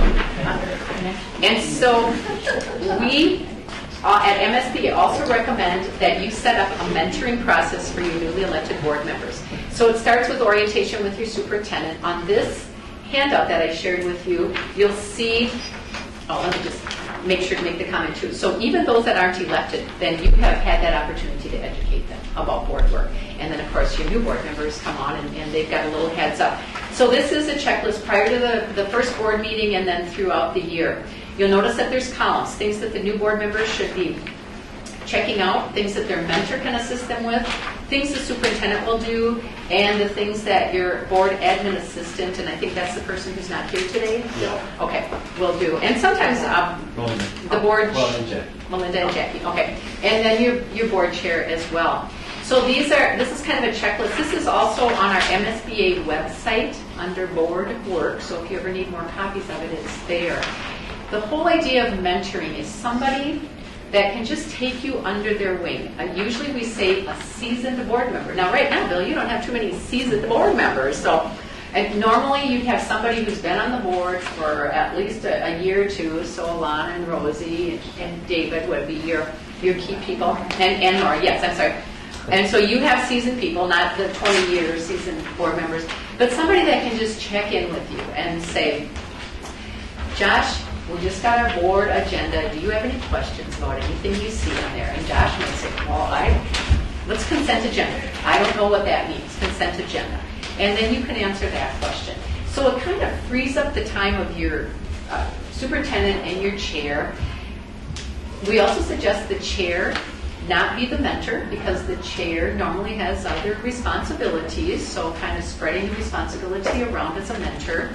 And so it is just that person that you can talk to if you've got questions. Does it mean as new board members you can't talk to other board members or go to the chair or the soup? No, you're still going to follow that same protocol that we talked about earlier. And the other thing a mentor does not do is your mentor does not tell you what to think or how to vote. It doesn't matter if you've got 4 months of experience on the board or 23 years on the board. You are your own person now in voting and making decisions. So it's there as an extra support. So we always like to share this. If you've not done mentors, it's something you could still do. You could consider, and your new board members would let you know if that would be helpful. Can you, so like with our group that had 3 seats, and then we would have 3 mentors, essentially, if David were out, can you ever pull on former board members? Or is that not advised? Great question. I would suggest not. to do that. And I don't want to put down any past board members. I don't know any of your past board members. You really are dealing with the here and now. I think you probably have enough expertise right here that you can just work with the current board. And because even in 2 or 3 months, things are changed. So what happened when I was on the board, and I'm not, in 2015 through 2017, things might be different. Something new has come forward. So I guess I would not do that. I would not recommend that. It needs to be a current board member so you're all on the same page. So if there had been 4 seats that turned over, for example, is that something that we could then call MSBA and say, we need a couple extra mentors for 2 people, or is that a resource? You could. Or you want to keep it internal. You would use it. You would still continue to do it internal, and that might mean that Rosie would mentor 2 of us. Yeah. Yeah. No, that's a fair About their time. Workloads and- Yeah, and just see. And it may be that the time workloads and stuff, it doesn't work, but it's something we really encourage. And you can always call us if you need ideas or if your mentors need assistance. Okay. I was just going to say, I think informally that's happened. It certainly happened when I came on the board, and I've seen it happen. But I've always thought it would be good to each year have a more assigned process, if you will. Yeah, So you've got something that you can consider doing. We need to take a break, and then we'll come back and we'll look at those last 4 standards. And, you want to? How much of a break would you like? Would you like to just do 5 minutes? Okay, perfect. I want to go see the kids downstairs. Yeah, and Beyond noon. What's you want to wrap up at noon? Do you want to? Some of you cannot. Okay, and so we want to make sure we've got everybody here once somebody needs to leave. And okay, you've got the idea of what you see in the evaluation. I'm going to flow through the rest of these rather quickly. So vision was an area that was a strong area for you. And that is your strategic plan. I did not see anything here that made me want to bring it up as a topic for you that we haven't already talked about. But I'm going to let you just page through there and see if there is something that catches your eye. But otherwise, seems like you've got a handle on vision, and I know that you have a direction with your strategic plan. Yeah, Nora. Yes. I just have a thought. Yes. Put out on page 12, question 26. Communicate its rationale for decisions. Some people watch our meetings, but I think a lot of people don't. And I think that when we have bigger decisions, that we should have a press release. That is an excellent point. Are you required to explain your vote? No. No, you're not required to do that. Would it be helpful for Would it be helpful for your community? Because your community is watching, they're listening. You want to bring them along. Most decisions you will have had work session, you got information back from your superintendent. You've had a chance to say what you think, provide your feedback, ask your questions. So now it comes to the board table and you vote, and it's a 6-1 vote. And people are wondering, what about that one vote? One of the things your chair can do before you take that vote, so assuming you've had your opportunity to speak about everything and get your thoughts out in the open, so when you have that vote, one of the things that your chair can do is to say, we are now here to talk about the decision we're making on transportation. We'll use that as an example this time, transportation. We have had a 6-month process where we've reviewed transportation needs. We've had committees, we've had listening sessions. You as a board have all had a chance to say how you feel. And now it's here before us tonight. We're going to vote. And that way the public knows that you didn't just come there. So if that's the first time I've tuned in and it's a 6-1 vote and they're wondering what's going on. So that would be another thing that you could do. And do you need to go back at that point and then explain, how everybody voted or questions? No. But I think it behooves you to just bring your community along. So if that's something you're not doing, I think it will be helpful. Does that help answer the question? And Rosie? kind of a follow-up with that, would you recommend that if media is there, that we as board members put the responsibility with our board chair to kind of be the voice on kind of those decisions? Yeah, you should. Do you have a protocol for who speaks on behalf of the board? Is it superintendent or chair? I usually go to David and say, would you like to speak on this? Okay. It might be different depending on if Okay. it's... I what the topic is. Okay, that sounds fair. I would say try and limit it to probably your chair. But there are times, maybe there is something, I don't know, finance related or whatever. But for the most part, it should be your chair and or your superintendent. Actually, if you have a business person, that might be your business manager, whoever, because it's a budget related issue. I would say that once you've discussed it here, your board chair or your superintendent speak on behalf of all of you.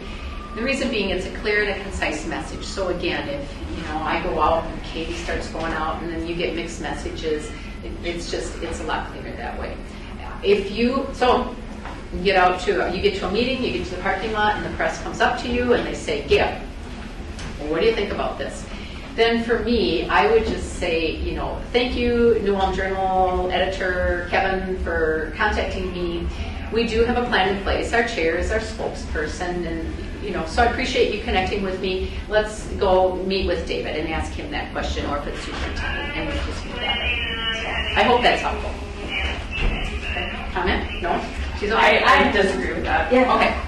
I disagree with it too, because I think if it's a decision that we have voted on and you have a 4-3 decision on something, they want a pro decision and the dissenting voice, and it's okay to have those as I'm speaking as an individual. And if they approach me directly and I'm asking how I feel, and I will make clear that it's this is how I believe it should be, but it's not how we voted, and now we're going forward this way.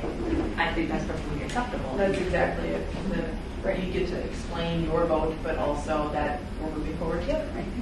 I would like to hope that if it's a huge topic, I would like to hope that you've had that discussion publicly before, so when the community and the press are following you, they know that I voted against it because, and Katie voted for it because. And once you've come to this table and you voted, then you're ready to move on. You're ready to move on. So I would hope that it has been in place. And it just can become a slippery slope. You're a team here, and once you've made that decision, and I would then think that your board chair can even speak to some of those. Well, it wasn't a unanimous vote. Your board chair can say, that's right, because we are all voting based on what helps us put our head down on the pillow at night. And in a perfect world, who votes unanimous all the time? So I think that's okay. Okay, we'll keep moving on. I think we have a unique problem that we don't get, and this is, I think, new, is we're not getting consistent coverage by our newspaper record either. Mm-hmm. And I think a press release to cover that we at least get some press might be helpful. Mm-hmm. And so we can't control that. You can never control the press. And it is their responsibility to be here, and I embrace that. I'm glad when they're there. I would rather them be there and hear firsthand what's going on. Do I always agree with how the press reported us? We had big issues too. 2 newspapers, radio station, it was televised, and oh my gosh. Yes, we went through all that. It was just so much easier to have the one united voice. Your idea about the press release, you can do that press release. That's a good option. Another thing, and I don't know, Bill, what you do, I always tell superintendents to embrace the media. So when the agenda comes out, and you might do this, you might not, but embrace them. They get the agenda. Any questions? If you have any questions, please contact me by noon on the day of our board meeting. I can help give you the background information, and if they've got questions afterwards. So, in some respects, take that off your back once you come here. You've worked it, you've done your job, you voted, you've got your spokespeople, and now you're ready to move on to the next topic at hand. Okay. Structure is standard number 3. Again, that is your buildings, your curriculum, your technology, your finances, your staff. And this is what you make sure happens because you have a superintendent who is going to take care of it. Strikes me as some of these can maybe be added generally as topics to cover in HR. Yes. In our HR committees that we know these things, because there's a lot that don't know it. Mm-hmm. Yep. Some of it talks about policies. To me, when I looked at this section, you're absolutely right, Nora. There's some don't knows, some nevers, but the don't knows, I really have a sense that could be a newer board members. unless you see something there that I don't. But When you It's not just us, though. right, No. right, exactly. Newer, 3 brand new, and then still newer board members. So, you know, if there are some questions, I'm looking at 34 with hiring and retention policies. Now, is it your job to hire full staff? No. But you want to make sure that there's a policy, a procedure in place. That's your superintendent's responsibility. I guess if I were Bill and I saw that one, and I know there's a policy in place, but your board members are saying they're not clear on it or they don't know, that's an easy fix. You can take some time at a retreat or at a board meeting, or if you do superintendent emails or updates or Weekly. yeah, just take some time and just say as a reminder. So these would be the things that'll, if you didn't have enough to talk about already, Bill? Are you looking at number You got- 33? you got- 34? I was at 34. I was in there. 34, yeah. Yeah. So it's all things that your superintendent will be responsible for, but And it's 33 too. yeah, it's fair for you to know those processes. I want to know those too. I'm curious about that. Not that I'm going to sit in on the hiring or anything like that. Okay. And there's a lot of things as you flip through structure about the policies. Now, you all have a policy manual, or you have a district policy manual. And how many of you are familiar with your policies in general? They're okay, good. Do you have a system set up for reviewing policies Well, on the to-do list? We've been transitioning to the MSBA model policies, Okay. and so Mhm. you know So, it's a rough ride Work in because progress. we have way too many policies, Mhm. and pairing them down to MSBA policies. okay. So it might be we're looking at 1 or 2 policies, but there might be 5 or 6 existing policies that are meshing into one. So it's, Every month we are though. Good. I've been a voice of it just last month. I made my semi-annual request that we have form a policy committee. Mhm. And it's never talked about, never come to fruition because it is a deep dive. We have policies from the 70s, and 73, 72 that are still on the books, and we need to clear these out. And the faster we do that, the better it is. And I think we can be more intentional with the policy committee. Well, I don't know what's happened in the past again with that. I'm not sure if that's board work to review the policies. It is once it comes to you from your superintendent. So MSBA, you're right, and we have model policies that you can adopt. We also have staff that will help you with that. So if that's a need, we had to review them. okay, if that's a need, do that. We also, tied into that, we recommend that you review as a board about 1/3 of your policies every year so that you get, a 3-year cycle. So that's something to move towards. If you're not already doing it, it is a big job. I remember when I was on the board, and then to get through those, it's not the most fun. It's boring. And also, there are things that come up, especially after the legislative session. There may be some things that will affect policy again, so you can be assured that you'll be receiving those updated MSBA model policies from us, and then you can incorporate them. I would say based on what you just told me, you get your work cut out for you. Our And so- binder is probably Yeah. Yours probably goes back to when I was on the board. Like I had a 6-inch 3-ring binder. that's when we're trying to transition. Yeah. Is there ever a possibility, I know we're all busy, but is there ever a possibility where we could set aside a Saturday and go through more policies than what we tend to get through about what, four policy revision things per committee that then we bring to the next one? Give or take. Yeah, four in each, And I it's a know. 2-month process. I know, so Get a lot done. could we do some chunking of a couple of Saturdays where we could really just focus on The recommendations. or no? It could be, yeah. I will not be there. And I don't want to put words in your superintendent's mouth here, but I'm just going to say that's a big job also. So I'm thinking, well, it's not on your back burner, but it's on your I see. list. I got you. And so I would say try and pace yourself. If you are reviewing them, good for you. Keep at it. Just keep at it, and for the rest, be patient. I guess Okay. I would just add, when I got on the board 4 years ago, they were starting that process, and it was a discussion, an intentional discussion at the board At that time, and then it came up again, I believe, when Nora and David and Alana came on the board about what process should we continue with this. And so there was board discussion around it to be intentional, to do it in the way we're currently doing it, because we also wanted that staff component with it too. So it wasn't that. So there has been a process for how it's been discussed to move forward. Yeah, I think you're on the right track. Ultimately, again, it's your superintendent's responsibility to work with staff and to start honing in on those. And again, MSBA is a support for you.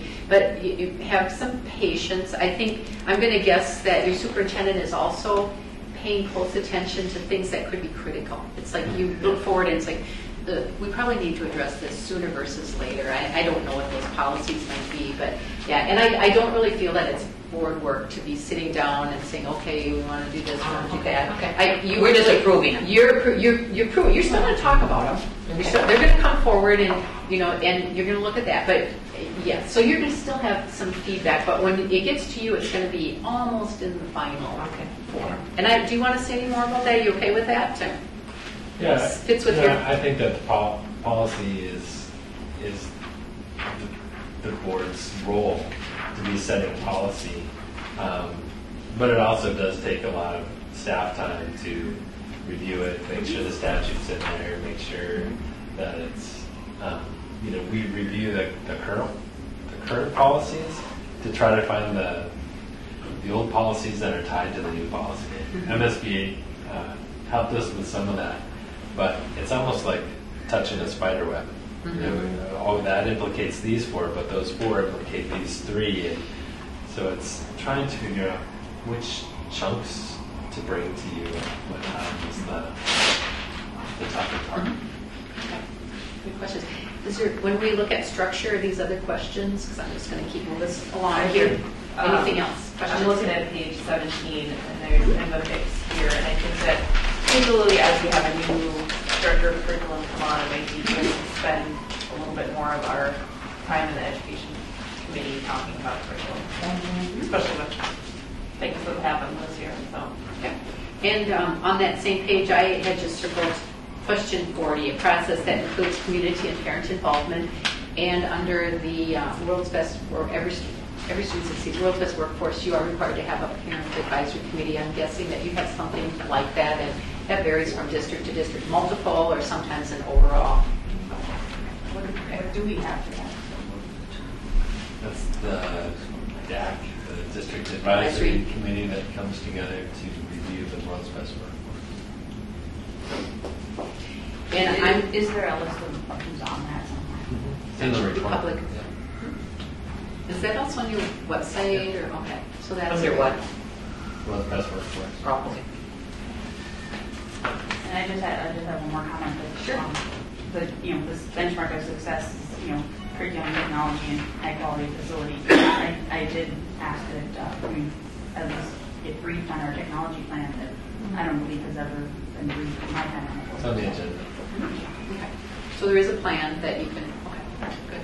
Anything else with structure? Otherwise, I'm gonna then move into it. I didn't have anything else circled here that I felt like we needed to talk about.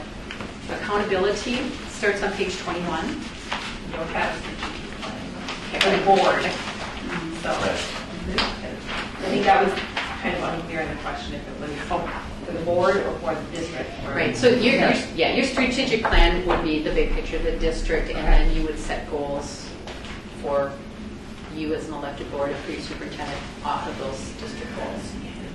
We don't, as a board, ever have, at least in my almost 2+ years on the board, have we actually had direct input into the strategic plan, or is it just presented to us?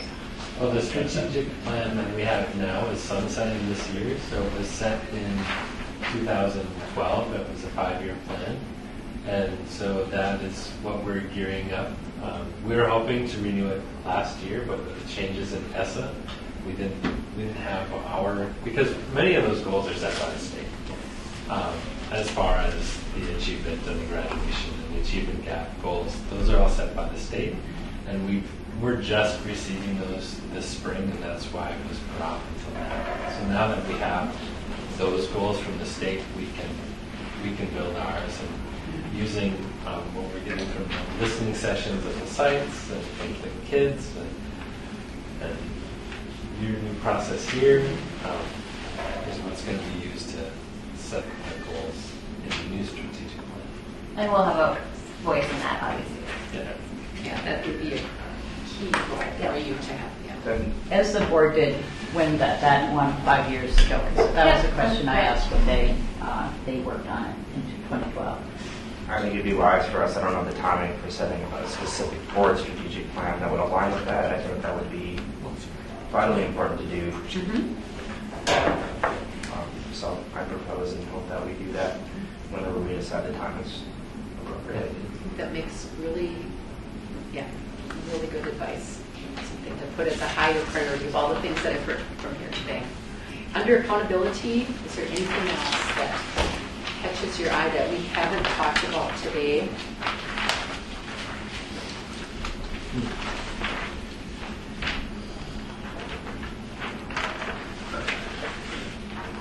And if not, we can move on to the advocacy and communication, the last standard. Seems like we talked about the, Yeah, that's already today. kind of what we kind of front-loaded with the questions, which was just fine. I just want to, make sure that we give you that opportunity. With advocacy and communication, we talked about some of these things with chain of command again. And I feel really lost, and I know I'm going to do this with Chair Kirby and the superintendent, that open meeting law is not followed with consistency from my point of view, and it's also like I may not understand it always. I would really like to develop like step-by-step processes, not even step-by-step, but maybe guidelines. I don't even know, like, when we get requests to all come to a meeting, does that have to be an open meeting announced, or does it not? And I know those are the questions that have come up, and I don't understand when that should happen, or when the superintendent knows about it or not.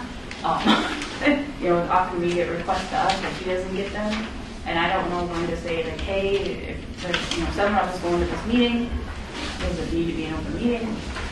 And so to clarify the question, when we get invited by outside groups, Right. and they invite all of us, what are the recommendations of MSBA as to that in terms of giving public notice? so what I've shared with you are the different type of board meetings that you may hold, I shouldn't say may, that you will hold, you probably will hold. So that is a description. And the board meetings are the meetings that you are calling on your behalf, okay? So does it not apply if it's not a meeting that we call? So then, and I'm also going to share open meeting law about posting for, and when you can close a meeting, just so you have that as a point of reference. And this again might be a talking point or discussion that the board has again. And these are fair questions. Yeah. And there you go. And so those are there as a summary for you. If you are ever in doubt about a type of board meeting, a posting, whether it's a violation or if it's in compliance with the open meeting law, give us a call. We can help answer that question for you. So with that said, then you raised the question about somebody else is calling the meeting. Yeah. Okay. Or event. Or just an event. Oh, yeah. So we're invited to the Northland Foundation's luncheon, or we're invited. You may be invited to speak at the event. Okay. So now there's a couple issues. Okay. So if you are invited to something that you're not sponsoring, can you go? Yeah. Should you go? That's really up to you. Sometimes there is a perception that you are there as a board meeting, or it's a board meeting, or and people get a little nervous about that. So there's kind of a fine line. Going to church, I know my colleague Katie always gives the example. 4 board members when she was on the Mankato School Board, all members of the same church. So there's this public perception out there. When you're not calling the meeting, if it's the Northland Foundation or whoever if you feel like you want to go to it, remember if they give you a meal, $5, remember? So you got to pay your own. If there's something like that involved, you can't take the freebies, keep that. So there's some caveats here. Yeah, $5. What if it's Social hours. Usually pay. Yeah. So you It's usually what? We pay. usually pay. They You just need pay to. base. Okay. Yeah. So anyway, so that's a little caveat too to keep in mind. I think of in my community, Senior Citizen Center, open house, invited all the board members and the superintendent. Yeah, all of us that were free, we went. Or free to go, we all went. We all showed up. Was that a board meeting? No. Did we have to post it? No. Did we have to be careful? Yeah. In my opinion, I made sure that I sat with and interacted with non-board members there. Did I have to? No. But otherwise, there is a public perception. And you are an elected official. You just have to be very, very, very careful about that. So, And I've asked for some additional training on open meeting and communication standards, and we're going to be hopefully. So I think we all need to be continuing to be aware of it. yeah. I have two I examples. agree. Yes. So last night there was a meeting, solutions and poverty. Okay. And there was a majority of members there. Okay. They were at different tables speaking on different topics. Okay. They were there as elected officials, Okay. but not discussing. I mean, they weren't making a decision as a board. Right. And so now, is it tonight? Tonight there's another event Okay. where they've invited the whole board and me to sit together and listen to them, and have asked us to respond. That's next, it's next Oh, week. right, yeah, exactly. Thank you. Yeah. Okay. So again, there is nothing wrong with it.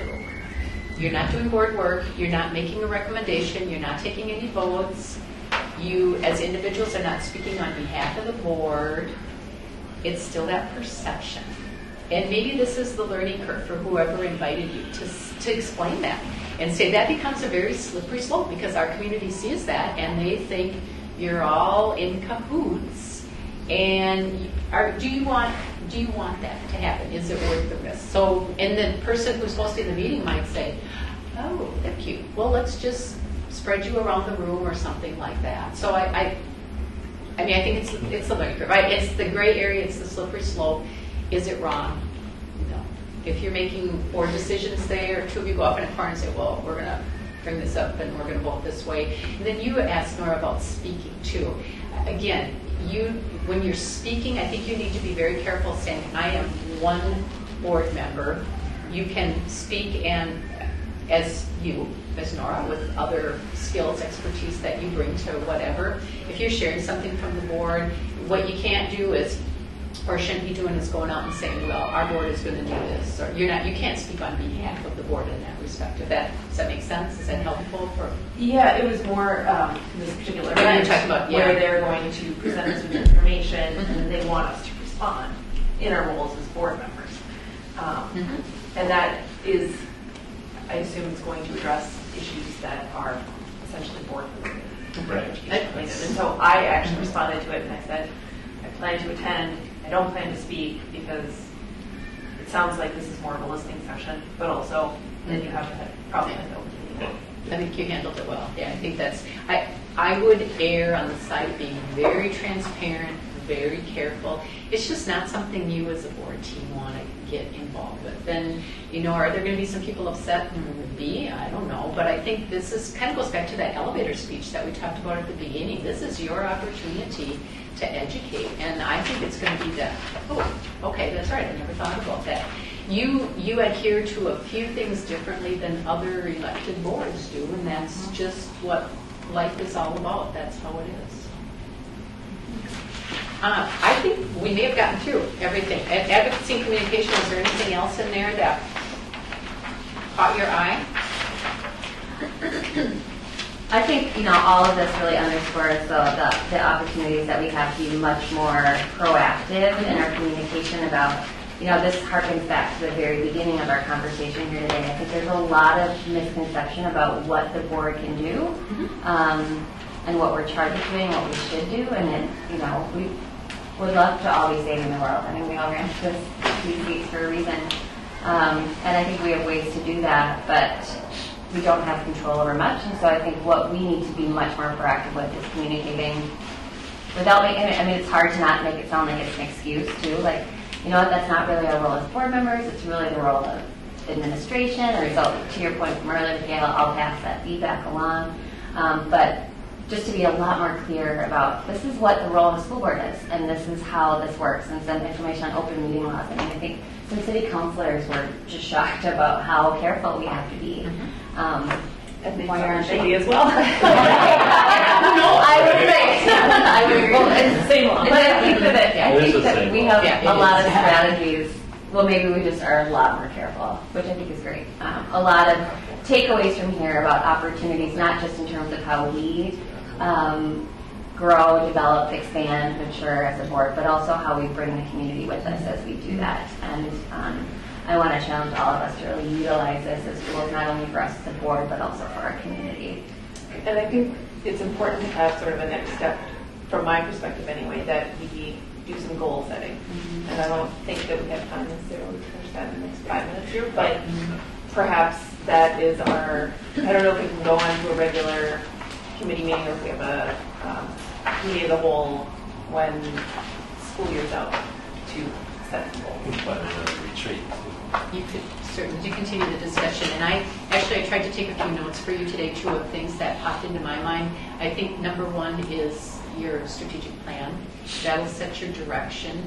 So finding, time to get that pulled together. There were some other things, your elevator speech, how you handle your emails. Those are kind of simple things we can work together. I mean, you certainly have the skill to draft something up. And if you have any questions about it, call me about it. We can talk through that. And your policies, I guess, was the other thing. And you're working on that. So strategic plan, policies, and then the little things. I think you said it so well. I think just the discussion today, I could tell there were a lot of aha moments. And so hats off to you for that. It doesn't have to be as hard as you might have been making it for yourself. It feels like you have other dynamics that you deal with in northern Minnesota that we don't deal with in metro or southern. You have a lot of really good things going on here. You got a great superintendent. You got a great reputation in this community. You got a very diverse board. Strength in many, many ways. So I think you really need to hone in on that. I think you seem to be very respectful. Sense of teamwork, keep that up. It's all about civility. Don't be afraid to speak out, but don't be afraid to get the answers either sometimes. So just a lot of positive things that I saw. So I really say hats off to you on that. I guess I have a closing ask, Sure. is to remember that with the many conversations we have with many people, that we all don't have the same information and be patient with us. If I ask a question, I guess it's not because I know the answer. Yeah. I'm asking a question that I don't know. Please don't assume that I know what you know. And I'll respect that back. Because as I feel I am the least communicated by board member here, that I think it creates a huge divide between me and the chair. Because the chair should be, and rightfully so, is the most communicative person. But when information trickles down, I'm the last to know. Okay. And I would just say, so thank you for that. I would just say there shouldn't be information trickling down to anybody. There's communication between your chair and your superintendent, and then it is transparency. And then everybody gets the same information. So it shouldn't be that David's going to Jill and Jill's going to Nora, and then you get bypassed. And I don't know if that's happening or not. But if that's how you're feeling, then I think for the rest of the board, take that into account. And the transparency and communication are essential for that goal. I'll have to tell you, I'm surprised. I'm not sure what information I don't share with everybody. Yeah. And I don't know the answer to that. And if there's I always say if there's a perception of that, now you can have that conversation. Basically, you've had it. And so, and maybe it has been total transparency, but there's still a perception. Perception can feel like reality sometimes. So, but I think, in my opinion, you have talked this through. I can't imagine moving forward that you would want to do anything other than to work strongly as a team, be transparent, be civil, have trust, have respect. I guess my big takeaway is, I struggle because I'm a teacher, and I think that my insight, that I do know. But today, now, what I really need to trust my leadership and know that that what you bring forward is exactly what you've worked a long time on. And I think with only 4 months on the board, I sometimes don't realize that you've been working on something for months and months and months. And part of that is bringing in the history. Yeah. We've And been trying to do all of that. And going maybe to Alana's point too, I think there's, at least for me, and I think there's been a little bit of distance too with it. But when you run with a candidate for a summer, I got to know Josh pretty well in our campaigning, and so there are times when I certainly have friendship or I don't think it's violating any meeting law. I don't think it's manipulative, disrespectful. It's just conversation or a call. I haven't used David as much, and I was glad to hear that David shouldn't be my mentor because he's got a lot of other stuff on his plate. I do like the idea of having a mentor, but I also know that you guys are busy, and so we'll talk about that later. But thanks. I just wanted to also share, part of my takeaway too. I really appreciated how you really clarified, I think in a lot of different ways, the role of a school board member and some of the responsibilities of different leadership within our district. I really appreciated the conversations we had around that. And I hope, as you highlighted, kind of the trust, whether it's trust in administration or trust in good processes, that we can walk away feeling like this helped us in that area. Superintendent, do you have a parting shot before I make my final anything as the shot? Here we go. Oh, I didn't, maybe, parting comment. Sorry, that was not a good choice of words. I think this is really healthy, and I hope that it continues. I think we need to do some more of this work, and especially looking forward to the goal setting and how it fits in with the strategic plan. And I think there's some things that we can all clean up a little bit with processes and communication. And so I hope we continue. Very good. So I think if you can keep in the forefront that board governance model, you govern, superintendent manages, and student achievement. Student achievement. What is this about student achievement? What's best for the students? I think you're going to be just fine. Again, if you have questions, feel free to connect with me. If you need us to help facilitate again for another in-service sometime, we're happy to do that as well. But I think you're well on your way. You really need to applaud. I'm going to applaud you actually for a job well done and great conversation today. So very good. And I think we wrapped up just about at noon, so people can go on with the other hats that you wear when you're not at the board table. So very good. So I won't be running out right away or anything if you need to visit with me or you wrap up. But